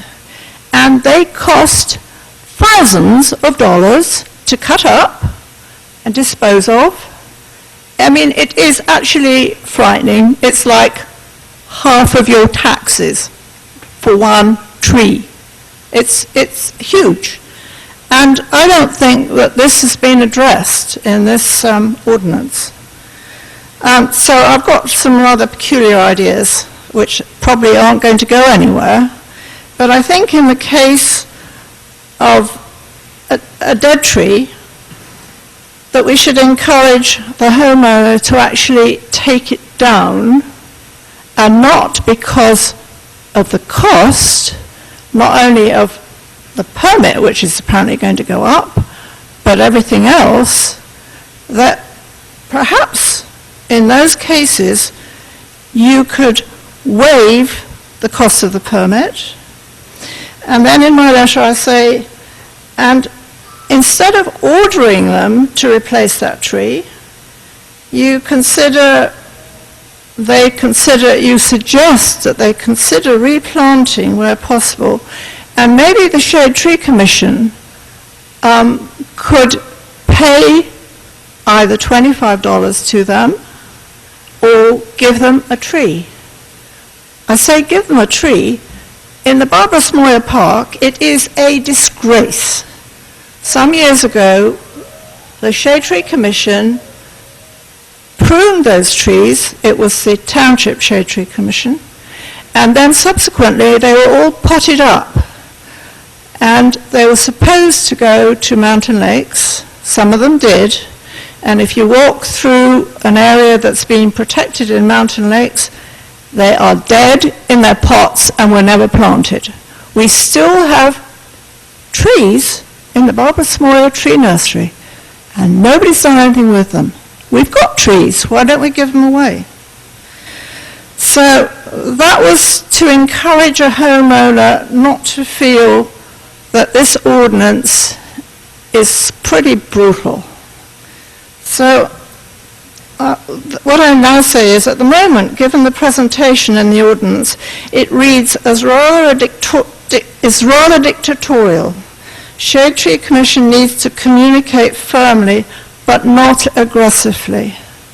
I mean, I really actually am appalled, because, you know, that's a tremendous cost. And then to be told, because it's a big tree, you've got to put in half a dozen trees all over the neighborhood if you can't put them in your own garden. It doesn't make sense to me. Huge trees cost thousands of dollars to remove, and could the blow be a bit softer? Next, for live trees, the permit, I think, should stay at $25. I don't know what it was I don't think it was much more than that recently. Because I think the cost doesn't need to keep pace with our taxes. Then I get to contractors, and they need to read the ordinance, and hopefully they do if they come in to be approved as people who can cut trees down. I think if you make it too high, they'll go on cutting them down without anybody really knowing that they're not permitted to do that. And I think they should be given a very large fine if they're not permitted to take trees down because they haven't read the ordinance. To sum up, most of our citizens love trees, love this town and community. We're responsible. We do not all own a pot of gold to give lots of trees to others. Just because we've had to lose a tree, maybe due to leaf scorch or emerald ash borer, should we be given another burden to contend with? Our taxes pay for our staff. Let's not put residents' backs up and fuel lawsuits. And I will say that our people in this town who have had to have trees taken down and been told, you have to replace that tree, and they haven't because they were going to, but because they were ordered to, they said to themselves, there's no way. This ordinance, the way it's written, is quite aggressive. And I'd like to feel that this council will consider very carefully the wording all the way through it. There's just this section that I've talked about now that I think could be worded differently, and possibly because of the awful number of trees on our road. The maples are dying. They would have been planted in 1960. They were probably planted incorrectly and they've ring-girdled themselves, and they're dying. The oaks are dying and the maples are dying, and they're not necessarily Norway maples that are dying. I have loads of Norway maples in my garden. They grew up like soldiers because there were so many, and every time we have a storm, huge limbs drop to the ground, and I'm glad I'm not out there when they drop. But so respectfully, I will give you a copy of this letter, and I hope that you will consider the huge burden that some homeowners have to face. And on some properties, there are too many trees. And if a tree gets taken out, maybe the township arborist could consider whether actually the other trees will be happier to have room to grow into those spaces. So it's kind of dictatorial, and I think that the arborist should have the possibility of weighing things up, and also having the Shade Tree Commission go and see these areas. I was on the Shade Tree Commission for 13 years. I decided it was time to hand over to the younger generation, and I think you've done a great job with the ordinance, but it would be nice to have it softened a little bit. Okay, thank you. Thank you for your time. Ms. Howard? I have a question for our council on this. I want to make sure that I understand and everyone understands some of these issues.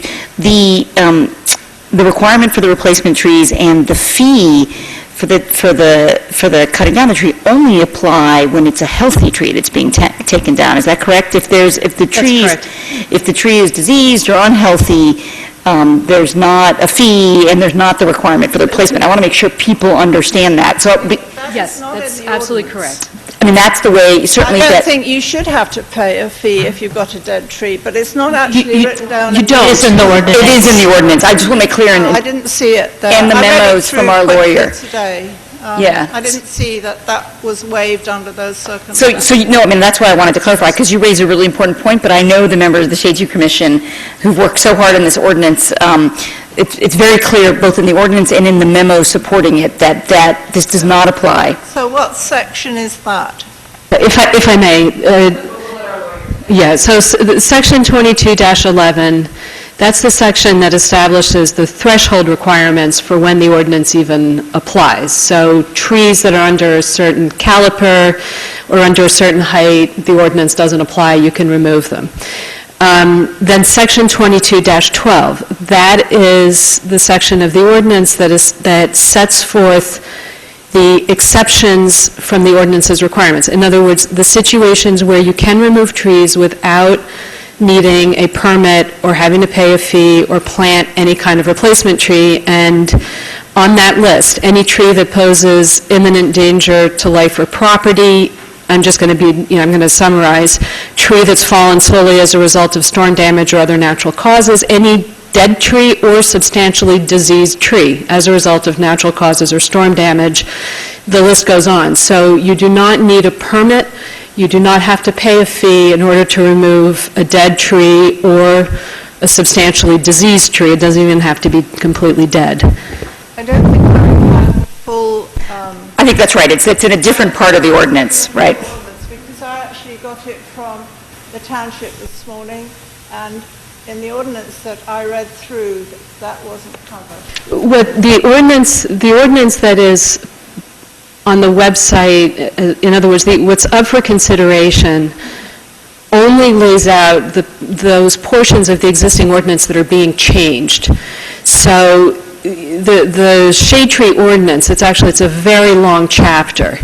and that's already on the books. What is before the council tonight and what was posted on the website only deals with those sections of the existing ordinance that are being modified. So that may be why in the copy that you have, you don't have the entirety of Section 22-12, because that one, actually, I think there's only one small provision in there that's being modified. So I think the point is to thank you for raising this, because it may not have been as clear as it should have been to the public. Got it this morning from the township. Yes, so thank you. It's a very important question, and I think, I hope you feel, these folks have been very sensitive, and I'm glad we've had this opportunity. I was a bit shocked when I read it through because it didn't really cover that. So, thank you. Thank you. I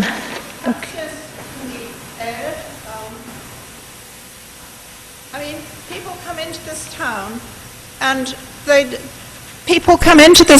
and they have got no idea that we have such a very detailed ordinance. And in a way, when people move into town, they almost should be given it.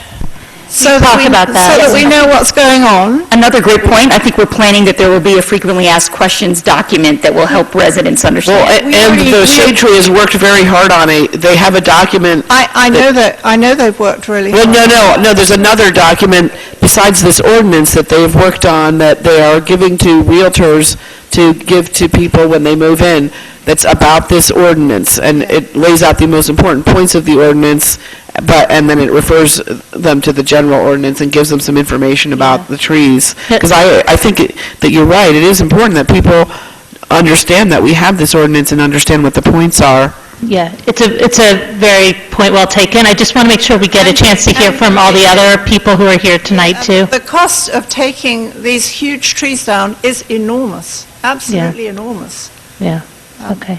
Thank you. Daniel Harris?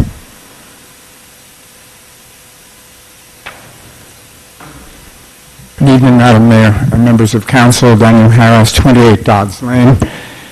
I have been educated by everybody who has spoken about this ordinance so far this evening, including the remarks of Joe Butler, Patrick Simon, and not least Lindy Iref, my neighbor on Dodds Lane. And before I heard all of them, I did want to say what I will say, and it is mostly true. The new tree ordinance is so very well conceived. I particularly commend everyone for the language having to do with tree replacement and the new requirements that, quote, at least 50% of the required replacement trees shall be planted on the premises. That is page 6 after Schedule A. I won't go through the section numbers because it's just too complicated. Granted that the other 50% may be planted appropriately elsewhere, this passage ensures that Princeton's tree canopy will be at least partly protected. Further stipulations in these sections are advantageous, particularly the attention to the location of replacement trees. For our concern must be not only with tree canopy, but with the power of root systems to keep soil in place and to absorb stormwater runoff, not to mention their carbon storage capacities. The recent storm has shown all of us how much stormwater runoff can endanger our community, indeed flood parts of it downslope. The Climate Action Plan is all of a piece with what is happening here tonight. I'm delighted to hear that.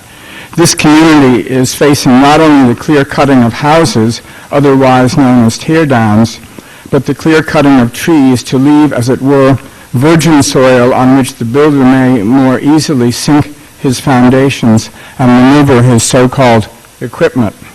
On Overbrook Drive, near where I live, 2 white pines and 2 maples at the perimeter of the property were clear-cut to allow greater ease of entry, as it were. All of these trees were ancient, 25 to 30 inches DBH, I would imagine. The same thing happened on Broad Ripple, where a gorgeous holly dating back to the 1950s was destroyed in the name of a mega mansion. I urge everyone to support this tree ordinance, and I urge Princeton Council to vote for it unanimously.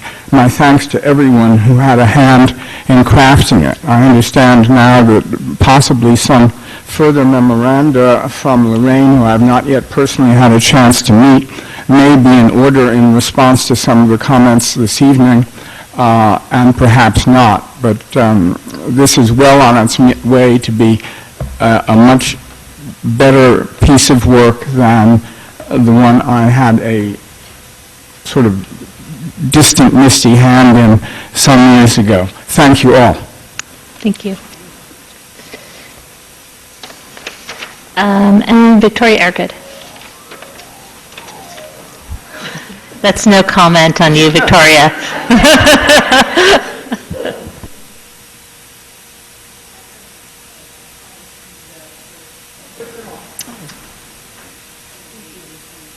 Thank you.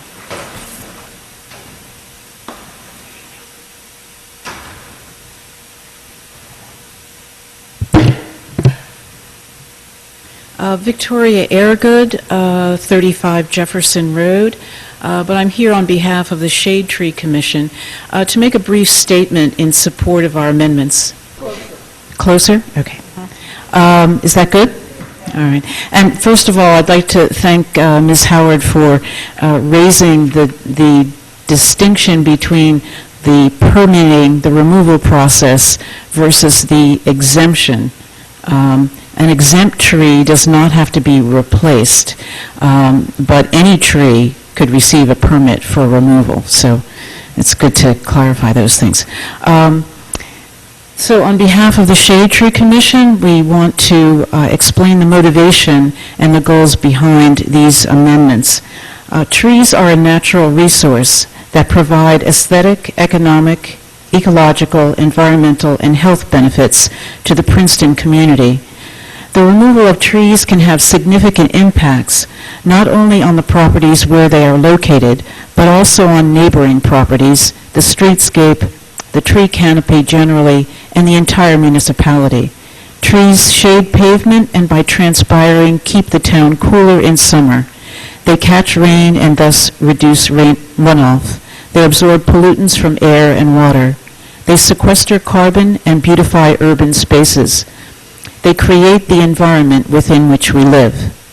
The purpose of Princeton's Trees and Shrubs Ordinance is to serve the interests of Princeton's residents by establishing a system for stewardship of Princeton's urban forest. Therefore, the ordinance's regulations address trees on public and private property. The goals of the ordinance are the care and protection of trees and shrubs, preservation of the maximum number of trees depending upon site conditions. And it's important to remember that the permitting process always evaluates very carefully the site conditions, and Ms. Konopka can address this in more detail, and engages permitting based on those site conditions. And I know some of those issues have been raised today. So that's the maximum number of trees depending upon site conditions, safeguarding of specimen and significant trees, and replacement of removed, diseased, or otherwise failing trees. Over the last decade, there has been a substantial net loss of trees in Princeton, especially due to environmental impacts such as Hurricanes Irene, Lee, and Sandy. Princeton, through its Public Works Department and arborist, in conjunction with the Shade Tree Commission, is endeavoring to reverse this net loss.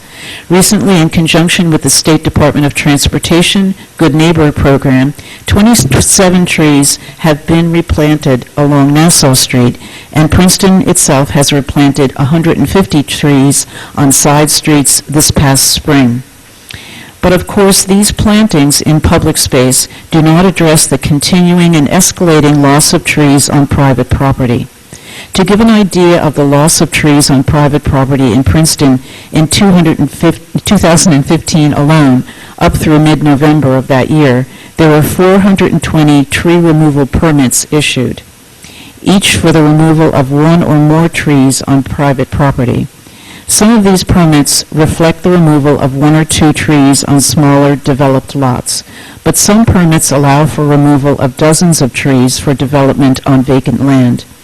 Taking even a conservative average of 3 trees removed per permit, the 420 removal permits represent the loss of 1,260 trees of greater than 8-inch diameter at breast height in Princeton just during the first 10 and a half months of 2015 alone. Reversing the cumulative net loss of trees in Princeton will take many years. To give some examples of how long it takes to replace a large canopy tree, an average London plane tree is 16 years old by the time it gets to just 10 inches diameter at shoulder height, 25 years to get to 15 inches, and 33 years to reach a 20-inch diameter at shoulder height. A white oak can take 36 years to reach just 15 inches diameter at shoulder height, while a pin oak can be 38 years old at 15 inches diameter at shoulder height and 46 years old at 20 inches diameter at shoulder height. Currently, 4 factors exacerbate the rate of loss of Princeton's tree canopy. 1, the increase in single-lot redevelopments and development of vacant land, which sometimes involves clear-cutting of trees. The advent of emerald ash borer and other longer-standing diseases such as bacterial leaf scorch impacting oak trees. The aging beyond natural lifespan of many mature trees that make up a major element of Princeton's tree canopy. And 4, the destructive impact of increasingly high-powered storms and the associated preventive maintenance tree trimming by utility companies to avoid power outages. The currently proposed amendments to Princeton's trees and shrubs ordinances aim to strengthen and clarify the current ordinance's regulation of tree cutting on private property. We need to preserve Princeton's endangered urban forest. Accordingly, the Commission's aim is motivated by the recently increasing pressure to remove trees brought about by development of vacant tracts, redevelopment of single lots, tree diseases that threaten tree survival, the normal but accelerating aging out of the existing urban forest, and storm damage. The Commission's responsibility and goal is to make the much-needed regulation of trees on private land as balanced as practicable, while at the same time achieving a result that benefits the entire community. We believe the proposed amendments fulfill the Commission's responsibility and goal. We commend the amendments to the Council for passage. Thank you. Thank you. And that completes the list of people who signed up ahead of time, so if there's anybody else who'd like to speak to the ordinance, please come to the microphone.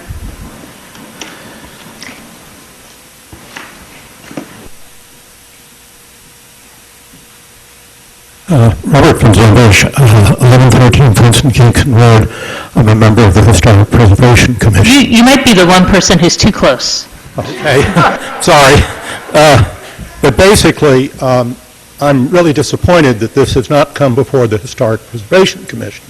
I just read about this ordinance in the newspaper, and I did not also realize that apparently what's on the website is not exactly the full ordinance.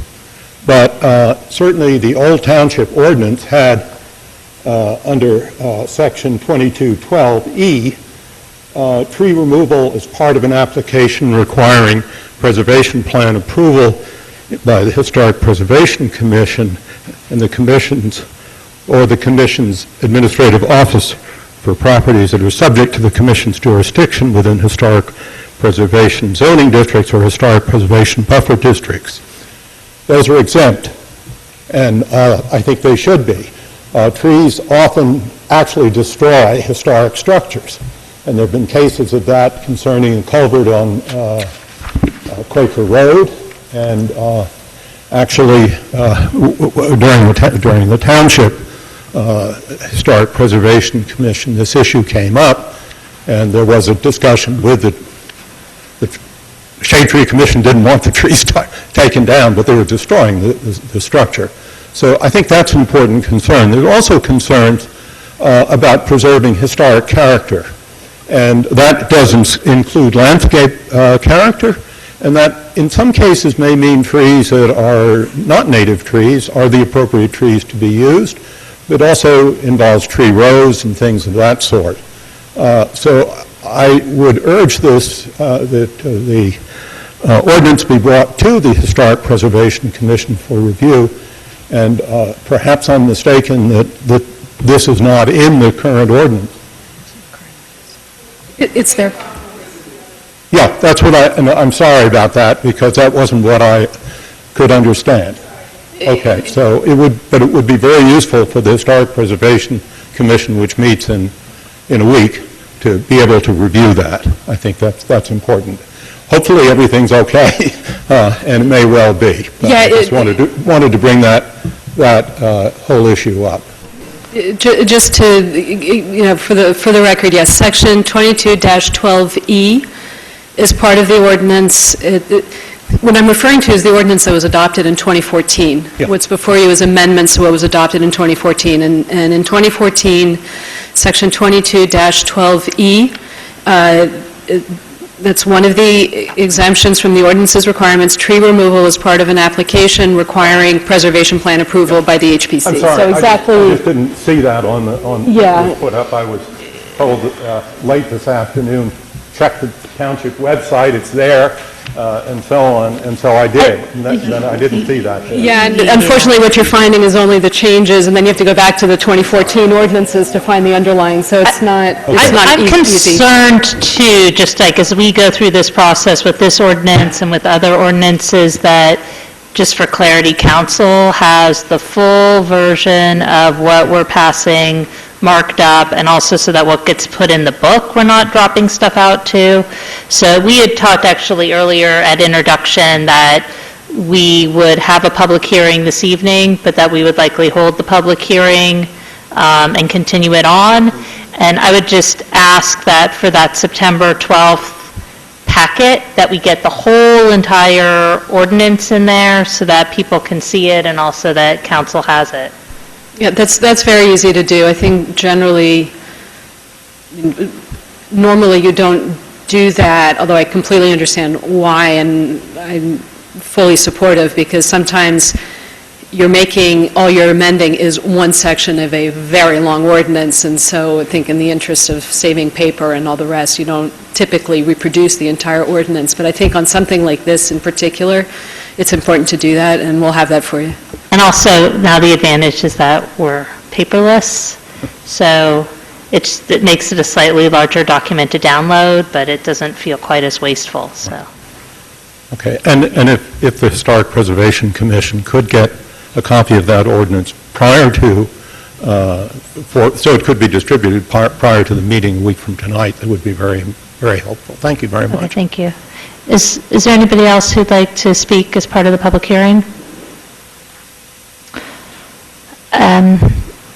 Trish, could you just advise if council wants to have a little bit of discussion, but we want to continue the public hearing to the next meeting, how do we do that? You do not close the public hearing. So we have until our we own vote. discussion during this piece, and then we will continue it to September 12th? Is that, okay.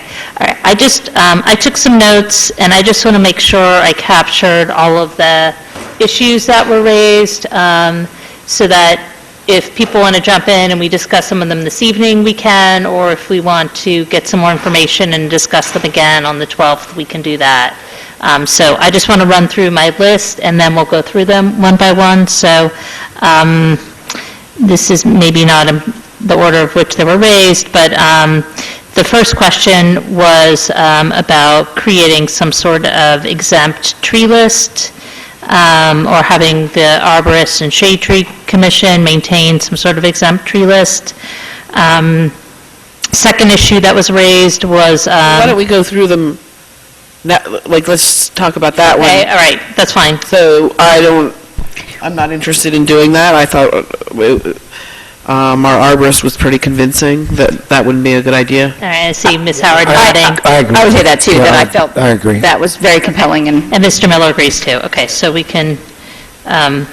You could look this way. Do those of us who don't agree get a chance to try to convince our colleagues? Of course, that's why I'm looking down the table. Well, I don't think it has to be an exempt list. I think there should be some accommodation for the fact that there are other public goods that are in balance. And I don't particularly feel strongly that it should be an exempt list of invasive trees. I think something much simpler there are actually a couple of different changes that are potentially simpler, and I think you're going to get to them on the list, so I'm going to hold my comments till later on. If they're not covered, I'll just add them later. But you've convinced me that the invasive species list would be overly cumbersome to manage and would interfere with trying to administer this in an effective and efficient way. I agree that Lorraine was convincing on that, but I still, maybe not as part of this ordinance, but I think as a consideration, not all trees are created equal, and so I think the point was made that some of these trees are damaging in the long term. You may think the Norway maple is attractive, but over the long haul, they're not good. They're not native trees, and I think that Steve Hiltner, in his email, made a lot of convincing arguments about why it could be equally environmentally beneficial to have not have the trees that we have. Yeah, it would be devastating for me personally if Norway maples were destroyed, because a bunch of my neighbors have them and they really provide my property with a lot of shade. That's what, I mean, just full disclosure, that's one of the reasons I feel that way about Norway maples. It's all personal. If I could ask, Ms. Ehrgood raised a point in the ordinance that that permitting is based on site conditions. And I understood clearly the exemption for a dead or dying tree and a few of the others, but I didn't see something on general site conditions that basically said, I didn't see anywhere in the ordinance that basically said, if the arborist determines that the site doesn't need the tree, it can be removed and there's no requirement to replace it and there's no fee. There's nothing like that, right? So can we get a little bit of clarification on the site conditions beyond the health of the tree and the historic character, which we heard is also part of the existing ordinance? Well, we have to follow the rules and regulations that are set forth by the DEP. So a lot of people in town own properties that have a C1 designation, a stream setback designation, where they can't disturb the area. So when you talk about site conditions and you evaluate where trees can get planted, you don't plant new trees underneath existing canopy. You don't plant them underneath overhead wires or on top of, within 10 foot of underground hardware, sewer lines, water lines, electric lines. You don't plant them within a controlled area that's controlled by the NJDEP, such as a riparian zone. So when I talk about site conditions, you have to follow all the rules that you have that keep you restricted as far as site conditions. If someone owns a whole bunch of trees because they're cutting down a whole lot of trees, I'm not going to say you have to plant 25 trees back on your property. It's not possible. They just put the house. That's more or less what I would expect. However, it doesn't look to me like our current proposed ordinance gives you that flexibility, and that's what I'm trying to understand. It looks to me like your hands are bound. That you actually have to... By asking them to plant more trees or what? Yes, you're required to request that they plant at least half the trees mandated for replacement. Right, not necessarily on their property, as many that can go on their property, and then they can plant out in the right-of-way in their street, down their block, to reforest that part and keep that green footprint there, to replenish the area. The big concern we've had from a lot of residents is that cutting down of a couple of trees for access that was mentioned, where you have an old established neighborhood, and it goes into a subdivision situation, and now they want access for their equipment, for the porta-john, and to put all the stuff in there and make 2 new driveways. So what we're trying to do is, and sometimes you have to do that, because in order to get all the equipment in there, you don't have a choice. But if we have a quantity of trees that gets replaced, and then that developer or that person who purchased that land and developed it, they plant street trees back on the street to try and recapture that street tree canopy that we want. I mean, there are streets in towns that were never replanted. Okay, so I guess I do need clarification. What I took away from Ms. Ehrgood's speech may be incorrect on my part, but I just want to make sure I'm understanding. I thought that there were site conditions that would allow you the discretion to not require the fee and to not require the replacement. Is that accurate or not accurate? That, I don't think you understood her, what she was saying. I'm sorry, no. That's what I took away from the way you described it, and maybe I just misunderstood it as you were going through it. Are you speaking directly about just the permit fee, the $25 permit fee that may be raised to 40? The That permit fee and the requirement to replace trees and to If you cut contribute. down a tree that's 8 inches or greater and is alive, you owe tree. Right now, currently, it's 1-to-1 replacement. We're looking to increase that up to 4 replacements. But there's no discretion based on site conditions. You owe what you owe, it's just where it's going to go. So if you happen All to right. have a piece of property with a lot of big That- trees on it, then you're the developer, you're going to be owing a lot of trees on behalf. The idea is that it deters people from just going in and clear cutting. We actually had, recently, we had something that came before us. Person was buying a new house, buying a house and wanted to expand it all over the place, and it turned out that they didn't meet the requirements of the homeowners association, wasn't going to let them do what they wanted to do. But they wanted to cut down huge, monstrous, beautiful tulip trees, 2 of them, right in front of the house. They'd been there probably for 90 years. And I was telling them, and just in calculating at a 1-to-1 replacement, they were getting upset with it. And then I said, well, you're lucky you're doing it now, because they were 45-inch trees. They would have been 4 trees for each one. The idea is to make people think a little harder about what they're cutting down. There's a lot of people in this town that really love trees and really love the old stand of trees. So the idea is to actually preserve them as much as we can. Ms. Howard, Well, and then Ms. because Carmella. Patrick, I want to pick up on your point, is that I think you were looking for whether there was discretion, and what we're saying is that we haven't changed the standard. We've changed the replacement number from 1 to 4, but the discretion issue is what it was before, and it's going to continue forward. And I certainly don't think we've heard testimony that that discretion's been abused or anything. I mean, am I hearing you right? I mean, I hear what you're struggling through, but like... Right, but I thought I understood Ms. Area to say there was discretion and there's not. So I wanted to be clear on that Right, but point. there never has been, and we've got a problem. That's what I'm hearing, is that... Never has been is true since the adoption of these ordinances, which are relatively recent. So most of us have actually lived in town longer than that. But I would be concerned that we'd be opening up a loophole that would mean more trees being cut down if we gave more discretion. I mean, that to me is a step Personally, I backwards. feel better about having something that's laid out, because I have a lot of people who ask me, don't you know who I am? And I said, you know what, I really don't. I'm only working here 14 months, I don't live in town. I have people say that to me, to consider them special, just because maybe they... Just saying. So personally, In Princeton, as a I am public servant, shocked to hear I that. actually pride myself in being very fair and objection, and you can talk to any tree contractor, any developer, and I put every single one of them through the same thing. Jack and I, we talk all the time on what we have to do, and we're very fair and consistent, and as much as everyone wants it to be like the good old days, or just old slap in the back and the handshake, that's not where we can do it when we have this much pressure for people wanting to change. The landscape of this town is going to change drastically. Aside from the emerald ash borer and the bacterial leaf scorch, the developers aren't in charge of that. But all the other cutting that goes on top of that, and development on top of that, I mean, Princeton's, the feel of it, the tree-lined streets, it's all going to change. And so people need to understand it is a Tree City USA for a reason, and that's part of it. Some rules, it's a couple rules. I am completely sympathetic with the overall goal. My concern is that I think that there are other goods that need to be addressed, including actually one in Ms. Airgood's remarks. The aging beyond the natural lifespan of many mature trees that make up a major element of Princeton's tree canopy.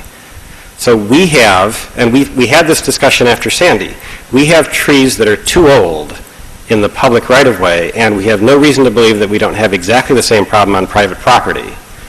And this is going to make it more expensive for people to remove those trees. I want to bring it back, because I had the list, and I just want to be a little more methodical to make sure that we're hitting everything and that we're all discussing the same point, because I think we could all go in a different... So one of the points that Mr. Simon had raised initially was the language on a tree posing imminent danger, and you wanting to expand that language a bit.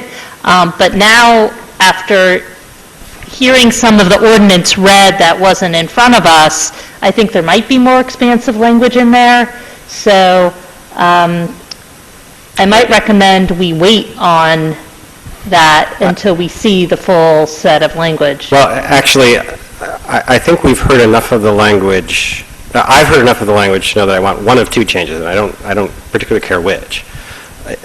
If we're going to leave, one possible change would be to change imminent danger to life or property, the exception for a permit from a tree that poses imminent danger to life or property to one that poses a risk to life, safety, or property.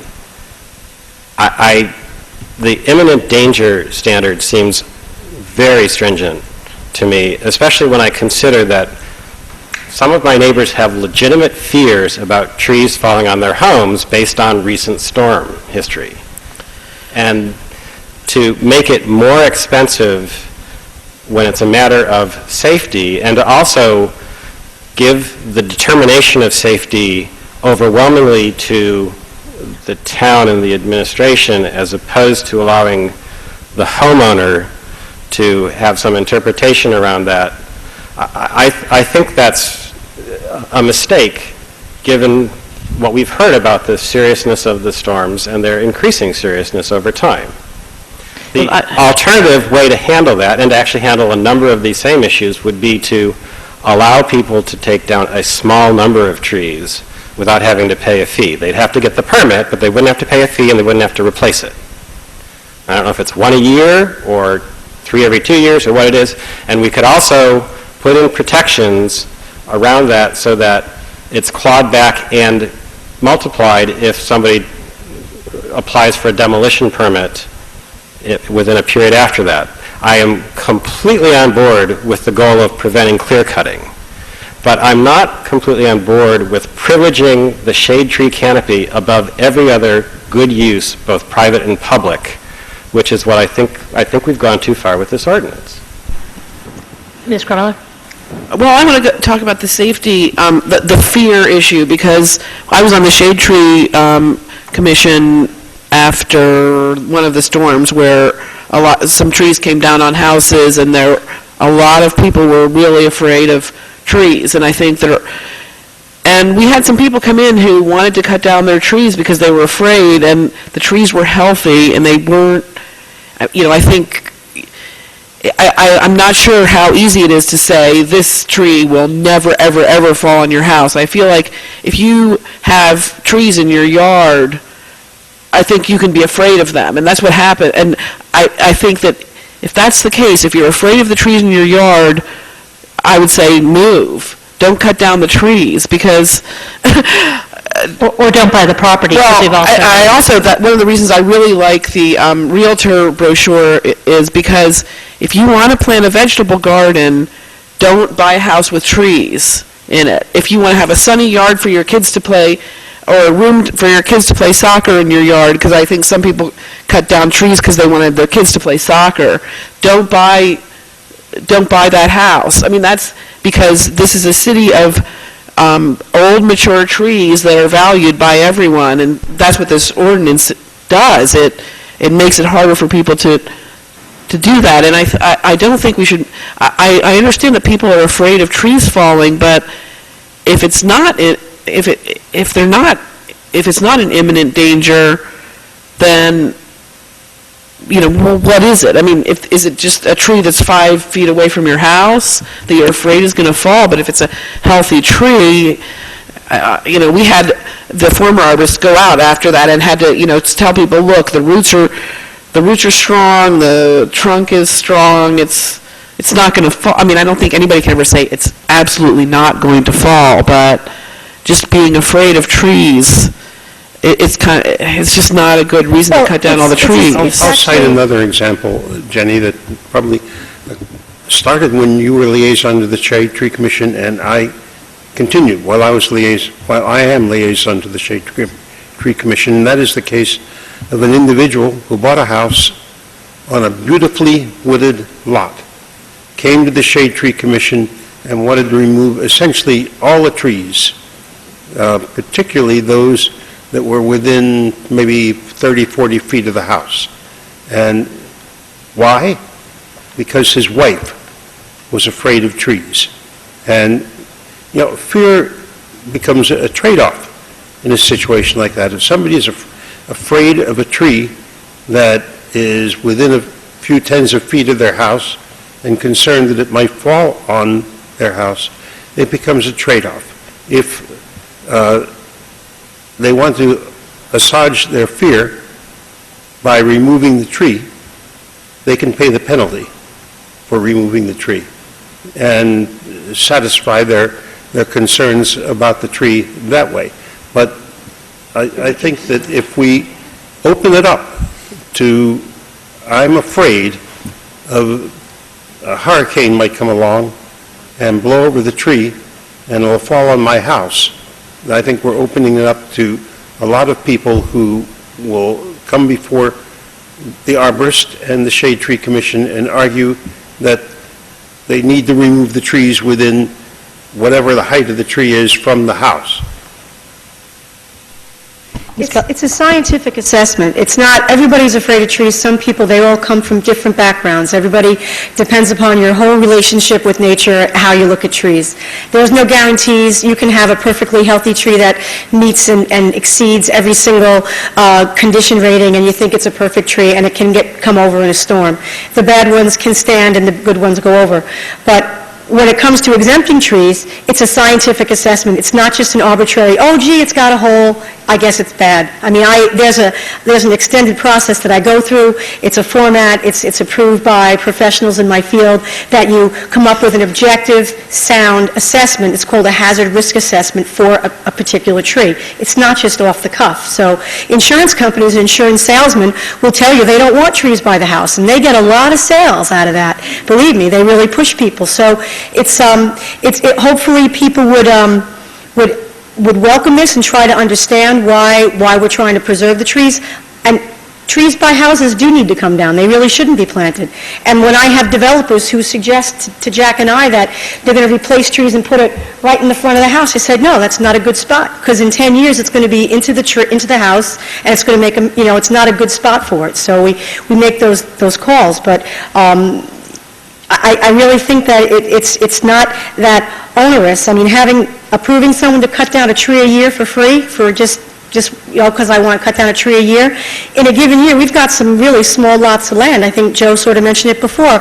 Within 3 or 4 years, you'll have no trees on that backyard. As it is now, we have backyards and front yards that face each other with trees that have gone over in storms and no one's replaced them. So allowing the 1 tree per year with no kind of replacement, I don't really think that that's a wise decision either. I don't think that because people will, it's going to change the entire face of the whole town.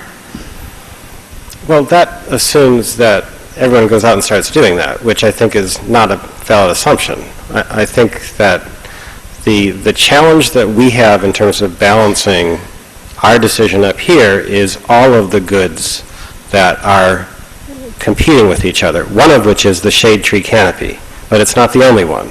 Having a garden's another one. Having solar cells on your roof is another one.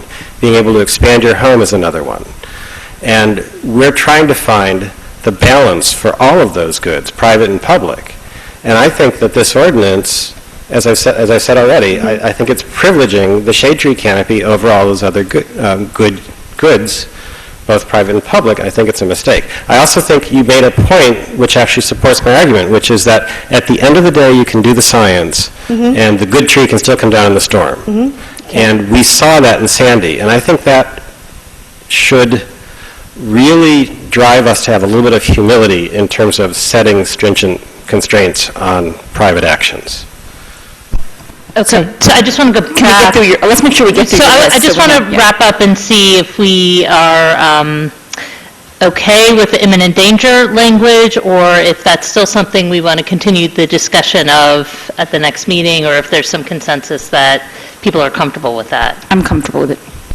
Can I want to ask Lorraine something, so this imminent danger is a trade term, and there are standards by which you judge this? Because the way you described it, I started to think about, well, if you come out and say that it's not an imminent danger, and it then subsequently falls on the house. At the bottom of any consultant's report, that last paragraph says that you've based your evaluations and observations on that day, that you saw the tree on that day, and that, you're not in control of the weather. So we have no liability if you say it's not imminent danger, but it does. Well, when you do a hazard risk assessment, you take into consideration the species of the tree, and you know the strength and the characteristics of that species, the tree, the location of the tree, the use underneath that tree, the frequency of use underneath that tree, is the target movable or not? So is it a picnic table in a park that we can move away from the big old oak tree? Yes, we can do that. Is it a bus stop for preschoolers waiting for their bus? Can we move the bus stop? Maybe. Is it logical? Maybe not. So all those, there's a lot of different parameters that come into it, but imminent is one of the categories, yes, and when you assess with a hazard risk assessment through the International Society of Arboriculture's hazard risk assessment format, imminent is one of the titles. Okay. So I'm confirmed with that. Are you agree with that assessment that the liability, if you've seen the form and we have no liability if you rule that the tree, there's no imminent danger and something happens, we said, no, you can't take down that tree because there's no imminent danger, and then something happens. I don't say that. It's going a little bit off. I rarely tell people, no, you can't cut down a tree. Well, Rarely. if you do, all you're saying is that they need to pay $40 and replace it, right? You're not, I mean, the Yes, answer they is have not, to- if someone we're going to gives a- enjoin you if- from if cutting there's a a tree, really- right?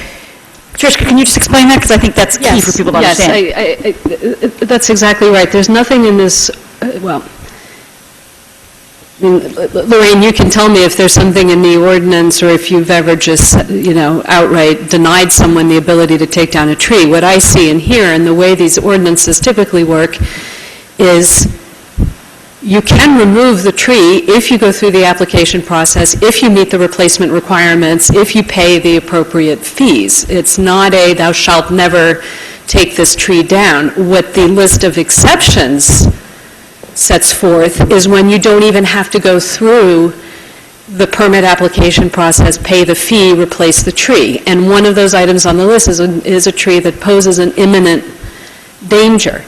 But beyond that, a tree that is over a certain size, that poses no danger whatsoever, that doesn't scare anybody, you can still ask for a permit to take it down, but you will have to replace it, you will have to pay a fee, you may have to pay into the fund, correct, Maureen? The refusals, the few refusals, well, not few, but I mean, there are a few refusals, and they were, Bernie mentioned the one. This gentleman bought a house on a wooded lot and wanted to cut down 36 trees on the whole lot. He had a wetland in the back. He had every single thing you could possibly have on the property to keep him from cutting down the trees, and I denied his request, and he had to come to Shade Tree, and he had to explain why he wanted to do it. And we convinced him not to cut down the trees, but he had just moved in, hadn't even moved in. Wait, I'll come back out, and we will decide of the 36 trees. I will look at them very closely and try to work with him as much as I could, and said, all right, 9 of them, borderline, they could go. They really don't have to go, but he was really upset, and I was trying to work with him, and, I allowed him to cut down nine trees that could have stayed. In my yard, they would have stayed, but he really wanted to take them down. So it's not like people come to me and I've got this big rubber stamp, aha, no, that's not what it's about. I mean, I definitely work with people. I try to make suggestions. I've even suggested to different people, who are trying to build something out the back of their house, a patio, and say, you really should take down that one too. Because by the time you get done with all this construction, and if they don't really stay away from it, it's not looking good right now, it's never going to make it through. So I am very workable when it comes to working with people. I'm not like some kind of crazed person saying no to everybody, and I'm out there to grab a buck. I mean, it's about keeping the town green, and, it's very workable. I mean, Jack, we let people, they cut down trees, and then we follow up and try to make sure that they're going to replace what they say they're going to. I mean, it's a multi-layer process, but... Ms. Howard, did you want to jump in? I just want to comment that I'm really proud of our arborists. I've been incredibly impressed, and I'm glad we scheduled this in such a way that you could be here. You weren't at the last meeting, and we were a little bit in the dark. And I think we should be really proud of the way you've handled this. I mean, the way you, sounds like when we talk about customer service, I think your approach is terrific. Oh, thank you. She does a great job, I know personally. Oh, Great job. Okay. That's very kind. So there were two issues here that were conflated a bit. So one is the imminent danger, and I'm hearing mostly from this side and from Lance about that language is fine. Don't worry. And Joe's fine with it, okay. And then the other issue was about allowing each property to remove one tree a year before anything kicked in, and not interest. Not here. Okay. And not interest over there, too. Okay. I think Patrick's, it sounds like, I don't know if there's support for that, but you've been eloquent in making your point. Okay. And then there was also the question about the extended time period for the arborist to respond to the permit request. Right. And I assume that was in there just because of the volume of requests that you've been getting. Well, the volume of requests, and if we do actually change the Schedule A tree replacement schedule, the calculations are based on exact measurements. One for one is very simple. Oh, 1, 2, 3, 4, 5, 6. Good. Right. Good to go. But when you're out there, and believe me, every single developer will be out there trying to figure out just how big the trees are. And you'll know, the engineers will come up with, oh, that tree was only a 10-inch tree, because that only means I owe one. And there'll be a lot of trees in that 8 to 16 range. So every single tree has to be measured, every one. Their engineers have to measure them, and then I have to measure them to make sure that they are, because that's just kind of human nature. Oh, we'll make it smaller than it is. And then, Actually, one suggestion, we could ask Code for Princeton whether they can make an app for that. This is not the kind of thing that AI couldn't solve pretty easily, actually. So I think that would be something. It'd probably be pretty marketable. We're not the only town. I don't know. Plenty of towns have ordinances by DBH. It's a No, that's not what I'm saying. sorry. I'm saying that we should be able to automate the process of determining the size of the tree by taking a photo with a phone or a tablet. I'll leave that to you, Patrick. That's- There's no way I know how to do that. I have my DBH tape in my bag. So that would be why I would need the extra days, because as it is now, I mean, I'm up to, just this morning, permit number 260 came to my desk. So that's halfway through the year. So you can do the math on that and know how many come in. And some are for 1 or 2 trees, like a drive-by, very simple, and others are a lot more complex, where they're up to 15 or 20 trees. So it's just a matter of time. Okay. Are there any concerns about the extended period? No, I mean, I do acknowledge what Patrick's saying. I think it is going to make it a little harder. I think if we're creating a situation like this, it's our job to staff it. And It's we're true. not doing that. It's true, I mean, I think that's a really valid point, but aren't we partly dealing with the fact that there are so many of these coming in because of what's going on in town? And it's just recognizing the reality? I mean, I'm just glad Ms. Aragood raised those numbers again, and reminding us, like, the shocking number of applications we're seeing because of the tear-down crisis. So it's, in some ways, just recognizing the reality of how much, and Lorraine's only you may wish it were, but your job is not only to deal with these, right? So it's sort of the recognition of, yeah. So I guess another question along those lines, so for the fees that are raised through this, do those go directly into the tree fund? And I believe so. And do we want to keep track of that? Because what we might want to do is do what we've done with the engineering fees, and they could be used for administrative purposes too, potentially. So if there's a lot of volume, you could use some of the permitting fee for hiring a temp to help with the measurement, for example. I mean, clearly, like, the replacement fund should go into the tree fund. I'm not sure, I'd have to check with Sandy Webb to find, And I don't know, about like, the those. volume of it, if that's going to be enough to make a difference to actually get another body to help you. But I'm not sure. I mean, I do have a summer seasonal doing, well, not seasonal, I have a summer temp doing data entry on the inventory, which is great. Right. And a couple of volunteers doing work, which is great too. But I don't know if I would have someone actually hire someone to go out and measure trees. I don't know if that would, thank you for the thought, but I don't know if that would work. Right. Okay. So I think in general, there's comfort then with the expanded period. Okay. The other suggestion I heard was for the town to offer tree seedlings to people who... Oh, offer trees. What was that? Was that made by the? That was Lindy was saying that there's a tree farm and that we could offer trees, and I just don't know the status of that, or if that's something we'd want to put in the ordinance. Well, the tree nursery I inherited this from my predecessor, obviously. There were trees that were put in containers. They're out there lined out like it's sort of like a nursery, but they haven't been cared for in a long time. All the roots have already grown through the holes in the bottom of by the Barbara Smoyer, where the community gardens are. There's a couple of stone buildings, and there's, as you look at the area to the left, there's an open area. There's some trees that were lined out, liner stock. I don't know where Mr. O'Neill got them from, but he did line them out in barrels, and they haven't been root pruned. They haven't been taken care of. The few locations where I was told he had planted these trees from the nursery, they've died, and I went and cut them down last year. So the tree nursery is not really a viable thing, and it requires a nursery manager. We do have an active street tree planting program. I just planted 150 trees throughout the town this past spring. So if Mrs.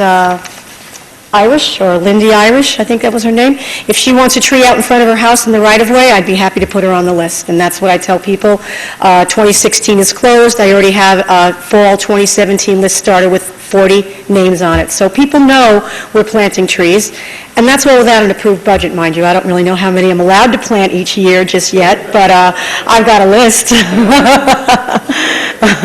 On top of working with the engineering department on their road improvement projects, I go back in, and if we've had to damage trees or take down trees for hazard, or just because we're putting in sidewalks where there are trees, we replant out in front of people's houses as well.